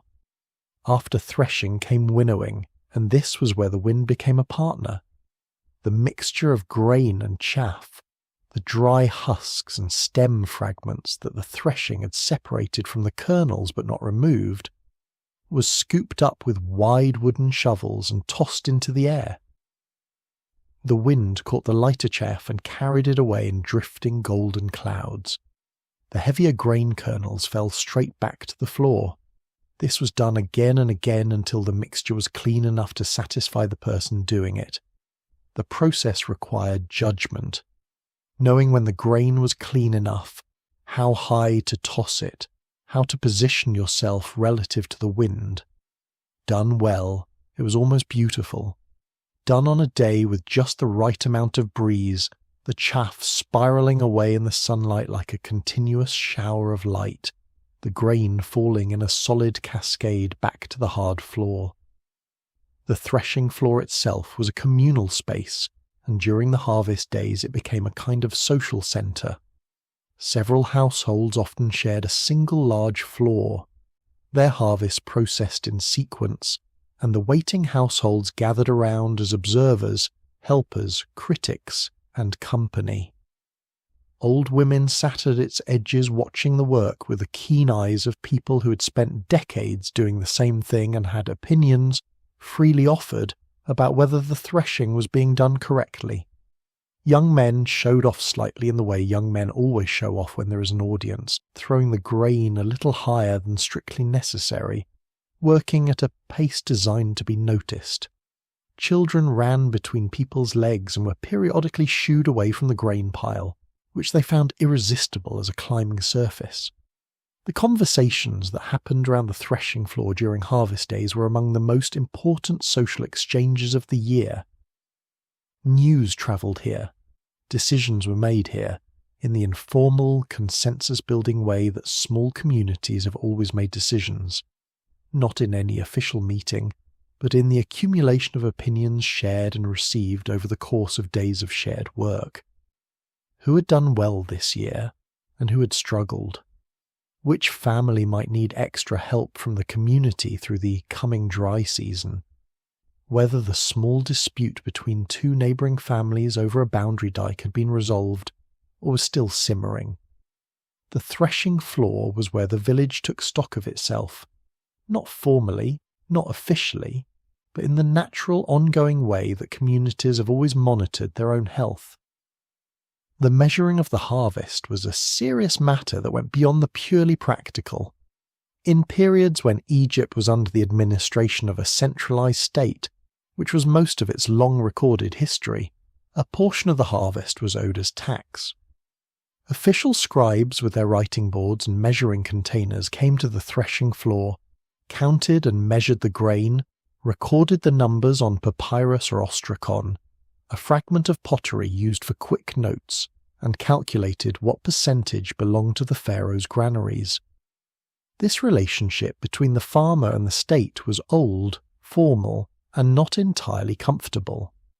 The farmer needed the state's management of the irrigation system, the maintenance of the canals and dikes that made it possible to farm this land at all. The state needed the farmer's grain to feed the armies and the administrators and the monument builders who kept Egypt functioning. It was a mutual dependency, and like most mutual dependencies, it worked better in some years than others. But once the official portion was set aside, what remained was the families, and that remainder, stored carefully, counted and recounted with a farmer's proprietary satisfaction, was the tangible result of the entire year's cycle. The flood that had come on time, the soil that had been rich, the seeds that had germinated well, the birds the children had scared away, the daily walks along the field edge, the neighbours who had shown up to help. All of it had accumulated over the months into this grain in the storehouse. The storage of grain was taken as seriously as its growing. Underground storage pits sealed with clay and plastered smooth kept grain remarkably well in Egypt's dry climate, sometimes for years. Larger households and temples had above-ground granaries, beehive-shaped mud brick structures with small openings near the top for filling and near the bottom for emptying, designed to minimize contact with moisture and vermin.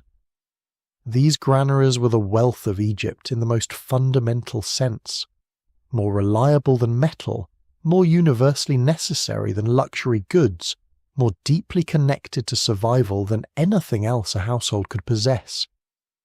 Filling the granary after a good harvest was, in a quiet way, a ceremony. The grain poured in through the top opening with a rushing, whispering sound that was immediately absorbed into the thick walls. The person filling it could hear the level rising, could lean close to the small upper opening and smell the clean, slightly dusty smell of stored grain, could, if they pressed their ear to the wall of the granary, hear a sound that was almost like silence but was actually the settling of the grain as it found its level inside. This was the sound of enough, the sound of surviving what was coming, the sound of having done for another year what needed to be done. The evening of the harvest completion was the most genuinely celebratory event of the Egyptian agricultural year. Not necessarily a formal festival, though those existed too, but the informal, spontaneous celebration that happens when hard communal work is successfully finished. Food was more generous than usual. Beer was more freely shared. People who had been working side by side for days at a pace that left little energy for conversation suddenly found themselves with the work done and the evening ahead of them, and the relief and satisfaction and communal warmth of that moment expressed itself in music and in talk and in laughter that went on later into the night than usual. The ancient Egyptians danced. We know this from their art, from the images carved and painted across tomb walls and temple reliefs, dancers in flowing white linen, their bodies in poses of genuine abandon, musicians beside them with harps and flutes and drums. The harvest celebration was one of the moments when that dancing broke out of the formal, ceremonial contexts and became simply what it has always been in human life, the body expressing what words can't quite reach. Joy, exhaustion, relief, gratitude, the particular feeling of having survived another year in a world that did not guarantee survival. And then the dancing slowed, and the fire burned lower, and the children fell asleep where they sat, and the adults carried them to bed, and the village grew quiet in the way villagers grow quiet when they have done what they needed to do, and the doing of it is over. The morning after the harvest celebration had its own particular feeling, a slow morning. People moved with the deliberate, gentle pace of people who went to bed later than usual, and whose muscles are pleasantly sore from 2 or 3 days of sustained physical effort. Fires were built a little later than normal. Bread was baked without the usual sense of needing to get it done quickly, so that the real work could begin. Because today, for once, there was no urgency pressing in from the field. The field was done. Its work and theirs for this season was complete. The granary sat full, and that fullness had a physical presence in the consciousness of the household. You didn't have to go and look at it every morning to know it was there. You knew it the way you know anything you have worked for, with a background awareness that coloured everything else a slightly better shade. The children would eat. The seed grain for next year's planting was set aside and safe. The portion owed to the official collectors was measured and ready. What remained was the household's own, and it would last, if managed, carefully through the long months until the next harvest came. The ancient Egyptians did not have the concept of banking in the modern sense, but they understood storage as a form of wealth preservation. Grain stored correctly was as reliable as gold, more reliable in many ways because you could eat it. The skill of the household manager in rationing the grain through the year, stretching it through the months when food was less readily available, supplementing it with fishing and foraging and the small garden crops that could be grown close to the household throughout the year. This was genuine financial intelligence, expressed not in numbers on a ledger, but in the daily decisions about how much flour to grind, how thick to make the bread, whether this week's supplies could accommodate the sharing that community life required. Because sharing was not optional. It was not a luxury that generous households chose and less generous ones declined. It was woven into the social structure so completely that to fail at it was to fail as a member of the community in a way that had real consequences. A family that stored its grain jealously while neighbours were in need would find, when its own need came, and it always came in one form or another, that the network of mutual support had closed around them like water around a stone, flowing past without entering. The social contract of the ancient Nile village was not written anywhere, but it was understood by everyone, and it was enforced not by law, but by the daily reality of interdependence. The days immediately after the harvest, before the dry season settled in completely and the round of preparation for next year's flood began, were among the most genuinely leisurely of the Egyptian year. The urgent work was done. The next urgent work was still weeks away. The weather was mild and pleasant. The village had been through an intense communal experience together and was, in the quiet aftermath of that experience, in the particular warm mood that follows shared effort completed successfully. People visited each other in the evenings without any particular agenda. Children played with a freedom and lack of supervision that the more pressured weeks had not allowed. Old people sat in the last of the afternoon sun and talked without hurrying toward any conclusion. These were the days that left the fewest marks in the historical record, because nothing in them was exceptional enough to be recorded. No flood, no drought, no official event of significance. Just ordinary people living their ordinary days in the pleasant aftermath of a good harvest, and being, in their unrecorded, uncelebrated ordinariness, exactly what the Nile had always sustained them to be. We have followed this year from its very beginning, from those early dry season mornings when the farmers were watching the sky and waiting for the first signs of the flood, all the way through the water and the planting and the growing and the harvest. We have walked the fields and sat in the boats and listened to the sound of grain falling on the threshing floor.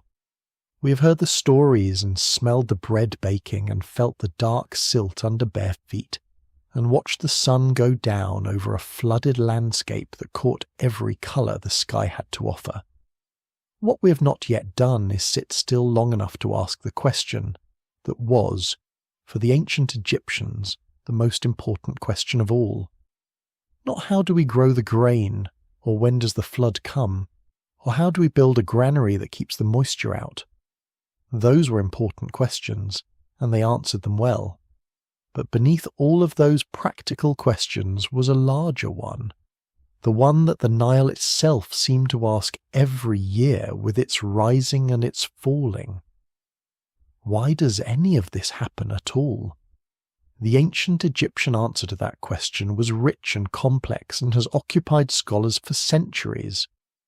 But at its heart, for ordinary people living along the Nile in small villages, it was simpler than the grand theological systems suggest.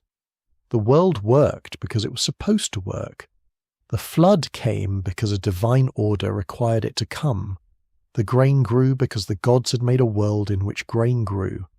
And the human beings who lived in that world had a role to play in maintaining its proper functioning, not through power or force, but through right action, through gratitude, through the daily acknowledgement that the world was larger than any individual human being, and that it deserved to be tended.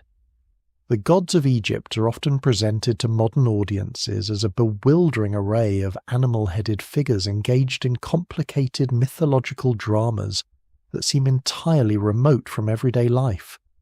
And it is true that the official state religion of ancient Egypt, centered on great temples served by specialized priesthoods, was an elaborate institutional affair that ordinary farmers had limited direct access to.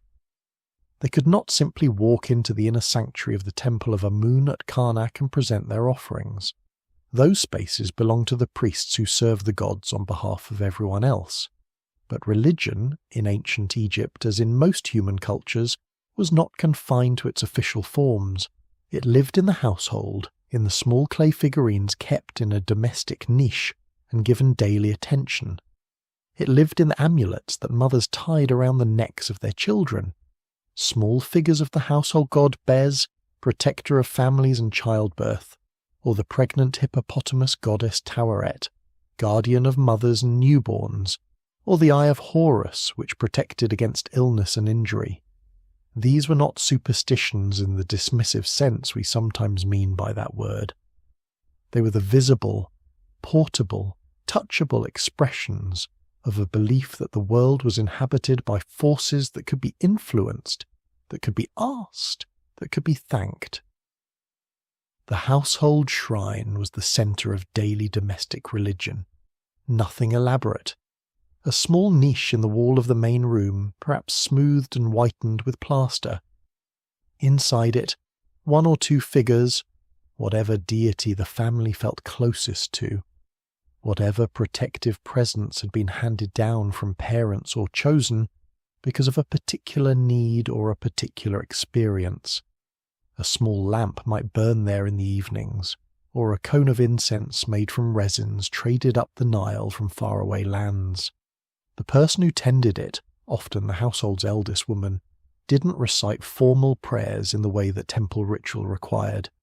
She spoke to the deity the way she might speak to someone who was part of the household, informally, with the easy, specific intimacy of a relationship that had been going on for years, asking, thanking, sometimes perhaps complaining a little. The gods of the household were not remote authorities. They were presences, members, in a certain sense, of the extended family, and they were tended accordingly. The hymns to Hapi, the god of the Nile flood, that have survived from ancient Egypt are remarkable documents. They speak of the flood with a love and gratitude that is entirely unguarded, entirely unself-conscious. The flood is described as the provider of all good things, the one who makes the grain grow and the cattle fat and the children healthy. Reading them across the distance of thousands of years, you can hear in them something that was not just religious obligation, but genuine feeling. These were people who had watched the river all their lives, who had been watching it since childhood, when they were brought to the bank by parents who pointed at the water and said, "This is where we come from. This is what keeps us alive." The offerings made to the river during the flood season were simple and sincere. Flowers, blue lotus blossoms, were particularly prized, their fragrance considered especially pleasing to the gods, cast on the surface of the water, turning slowly in the current before disappearing beneath it. Bread, beer, small woven figures. These were not the grand sacrifices of official temple ritual. They were gifts given the way gifts are given between people who care about each other. An acknowledgement that a debt existed and could not be fully repaid, but could be recognized. And in this recognition, something happened that was more than merely religious. The Egyptian farmer who stood at the water's edge and cast his flowers on the flood was doing something that connected him not just to the river, but to every farmer who had stood at the same edge before him, for as far back as memory reached. The ritual was old. It had been performed by his father and his grandfather and every generation before them, receding into a past that felt, to the people of ancient Egypt, essentially infinite. The same river, the same gesture, the same gratitude. This was not a small thing. This continuity, this feeling of being one link in an unbroken chain stretching backward through all of human time, was one of the deepest sources of meaning available to any person in any culture. The belief that the Nile represented was ultimately a belief in continuity itself, in the idea that what has happened will happen again, that the flood that came last year will come next year, that the grain that grew last season will grow next season, that the dead who went into the dark earth were not simply gone, but were part of the same great cycle that governed everything, water rising and falling, seed dying and sprouting, the sun setting and rising, the stars making their slow, faithful circles above the desert. Egypt was a civilization built on repetition, on cycle, on the deep comfort of knowing that the world would do again tomorrow what it had done today. This is why the ancient Egyptians were so preoccupied with the afterlife in a way that modern people sometimes find puzzling or even morbid. To us, the elaborate preparations for death, the mummification, the grave goods, the carefully inscribed spells of the Book of the Dead can seem like an unhealthy obsession with mortality. But that reading misses the point entirely. The Egyptians prepared for death the way they prepared for the flood, not with dread, but with practical attention, not as a defeat to be managed, but as a transition to be made carefully. Death was not the end of the cycle. It was another phase of it. Like the flood retreating, like the grain dying back into the earth before the new crop rose, you prepared for it. You ensured what you needed was in place. And then you made the crossing, and something on the other side continued. The ordinary farmer who could not afford the elaborate funerary preparations of the wealthy still believed in this continuity. His body would return to the earth, to the same dark soil that the Nile had deposited year after year, generation after generation. His children would plant their seeds in that earth. The grain that grew from it would feed people who would themselves one day return to it. The cycle closed over everyone equally, regardless of wealth or rank. The pharaoh's mummified body rested in its gold-lined chamber, and the farmer's body rested in the simple pit it had been laid in, and the Nile flowed above both of them, connecting them in its great indifferent continuity. There is a prayer recorded from ancient Egypt, found on a fragment of papyrus, dating to a period well over 3,000 years ago, that is so straightforward in its gratitude that it needs no explanation. It thanks the river for the water, it thanks the soil for the grain, it thanks the sun for the light, it asks simply for another year, another flood, another growing season, another harvest. Nothing more ambitious than that, just the continuation of what had always been. Just the Nile doing what the Nile did, and the people doing what the people did, and the great patient cycle of the year turning once more in its ancient groove. Reading that prayer now, across the vast distance of time and culture that separates us from the person who wrote it, something very simple comes through.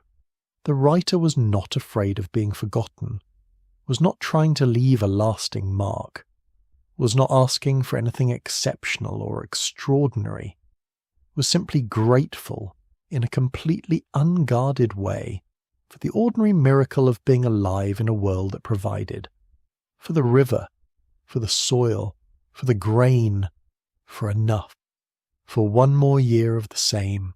And so the year turns, not with a click or a chime or a number changing on a screen, but with a shift in the water. The Nile, somewhere far to the south, is already gathering itself again. The rains that will feed next year's flood are beginning to fall on mountains that the farmers in these villages will never see.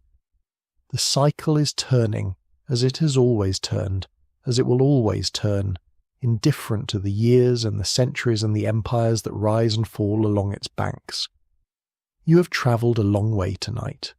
You have walked the paths of a village made of mud and sun and river water, and you have spent time with people who are separated from us by 5,000 years and by a world we can barely imagine, and who are at the same time immediately recognizable.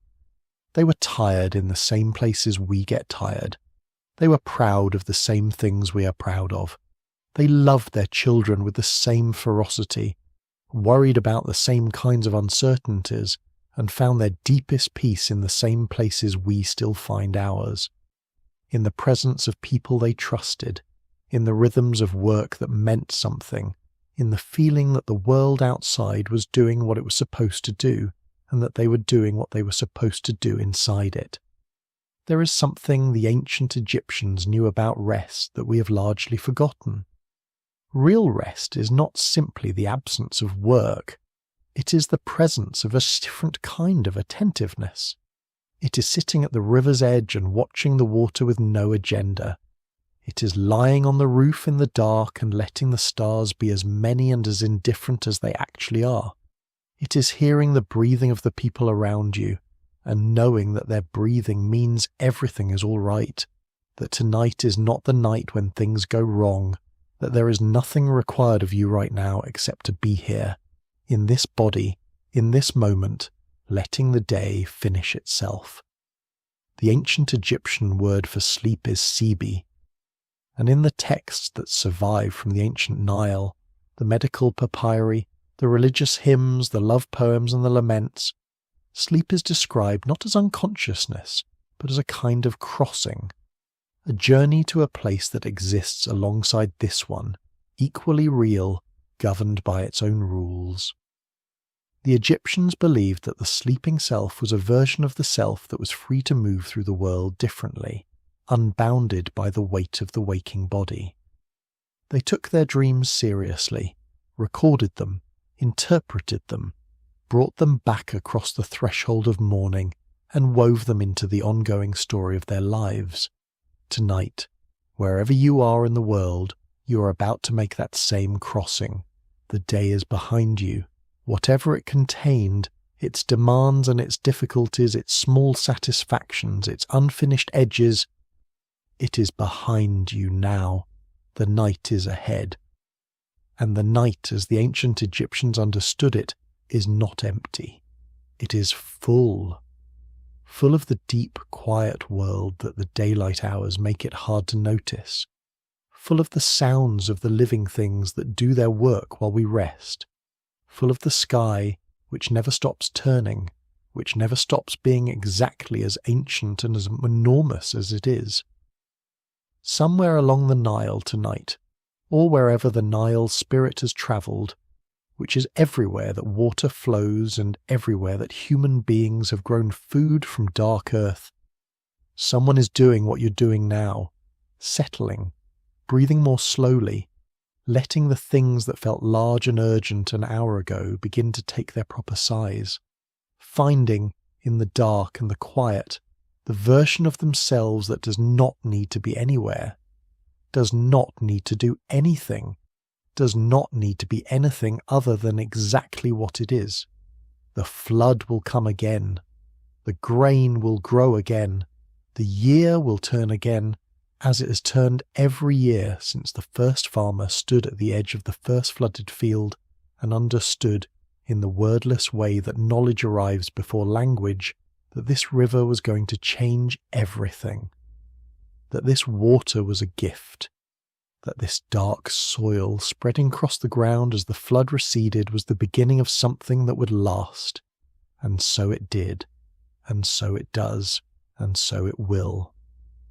The Nile is still there, tonight, moving through the dark past the stones and the temples and the cities that rose along its banks, moving the same way it has always moved, neither fast nor slow, neither loud nor silent, just flowing, just doing what a river does, which is the same thing it has done since long before any human being stood on its bank and named it sacred. Rest now. The water is moving, the stars are in their places, the year is turning in its ancient, patient way. You have done what the day asked of you. That is enough. That is more than enough. Let the Nile carry you the rest of the way.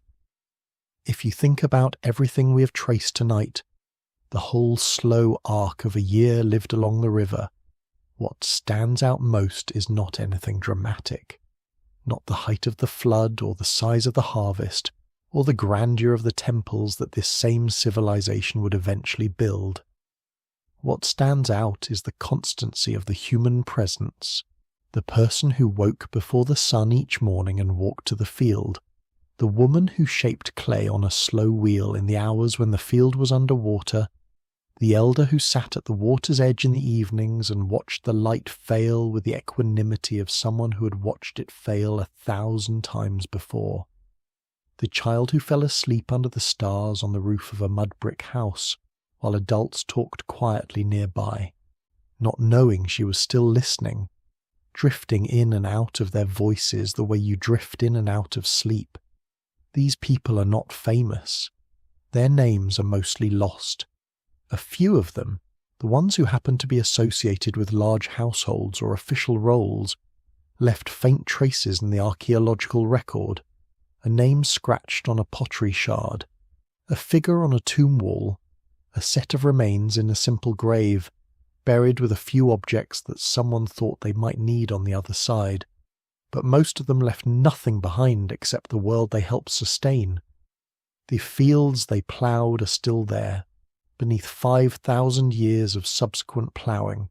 The channels they dug are still there, or their descendants are, still carrying water from the Nile to the fields that still grow food for the people who still live along its banks.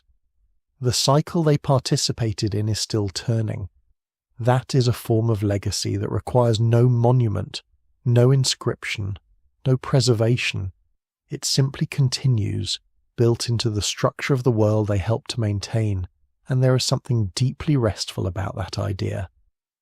The idea that the most important things we do are often the most quiet, that showing up and paying attention and doing the work the season requires and sharing what the harvest gives and resting well when resting is what the time calls for, that these are not small things at all, that they are, in fact, the whole thing, the entire substance of a life lived in proper relationship with the world.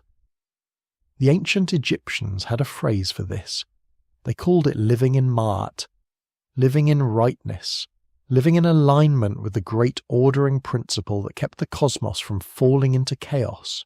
And for an ordinary farmer along the Nile, living in ma'at did not require philosophical study or religious expertise or access to the inner sanctuaries of the great temples.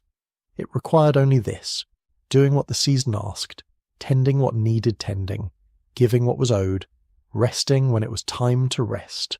You're doing that now, right now, wherever you are, whatever day it has been, whatever the season outside your window. You're resting when it is time to rest, and that is living in ma'at. That is the most ancient and the most human thing there is. Think of everything that has stayed the same across those 5,000 years. The way sleep comes, gradually, inexorably, like a tide. The way the body surrenders its held tension one region at a time. The jaw softening, the hands uncurling, the chest dropping its guard. The way the mind, released from the obligation to make decisions, begins to move through images and impressions without insisting on meaning. The way breathing slows until it is almost indistinguishable from the breathing of the sleeping earth itself. These are not things that history changed. These are things that history moved through without disturbing. The ancient Egyptian farmer fell asleep this same way, felt this same sinking, heard the same last fragments of the waking world, a dog somewhere, a child turning in sleep nearby, the river, before the crossing happened and the night took over, and in the morning the Nile was still there. That is the whole story, really. The Nile was always still there. In the morning after the harvest celebration, when the body ached pleasantly from days of hard work, the Nile was there. In the morning after a night of worry about a sick child or a neighbour's misfortune, or the ambiguous behaviour of the flood in its early stages, the Nile was there. In the morning of the very first day of a new life, born into a mud brick house with the river audible through the open door, and in the last morning whenever it came, the Nile was there, moving, patient, carrying its impossible weight of water from mountains it had never seen to a sea it reached without ever hurrying, present without demanding anything in return for its presence, the most reliable thing in a world full of uncertainty. That is what the ancient Egyptians understood, and what we rediscover every time we stop long enough to feel it. That beneath the surface of all the urgency, beneath all the things that need doing and have not been done and might not get done, there is something steady, something that does not speed up or slow down based on how anxious you are, something that was moving before you arrived and will be moving after you leave. Call it what you will, the river, the tide, the turning of the seasons, the great patient cycle of the world. It is there. It has always been there. And it will carry you tonight across the threshold of sleep the same way the Nile carried its water, without effort, without hesitation, without asking you to do anything at all except let go. The Nile is still moving. The stars are still in their places. The grain is growing somewhere, or has been harvested, or is being sown, depending on which season has come to whichever part of the world you're in tonight. The cycle is turning, as it has always turned, patient and enormous and indifferent to our hurry. It will still be turning when everything we worried about today has become the quiet, unrecorded past. Sleep well. The Nile carries you now. If this journey through the ancient Nile gave you rest, please consider leaving a like and subscribing. It truly helps this channel continue making slow, peaceful stories like this one. Thank you so much for spending this time here. Sleep well.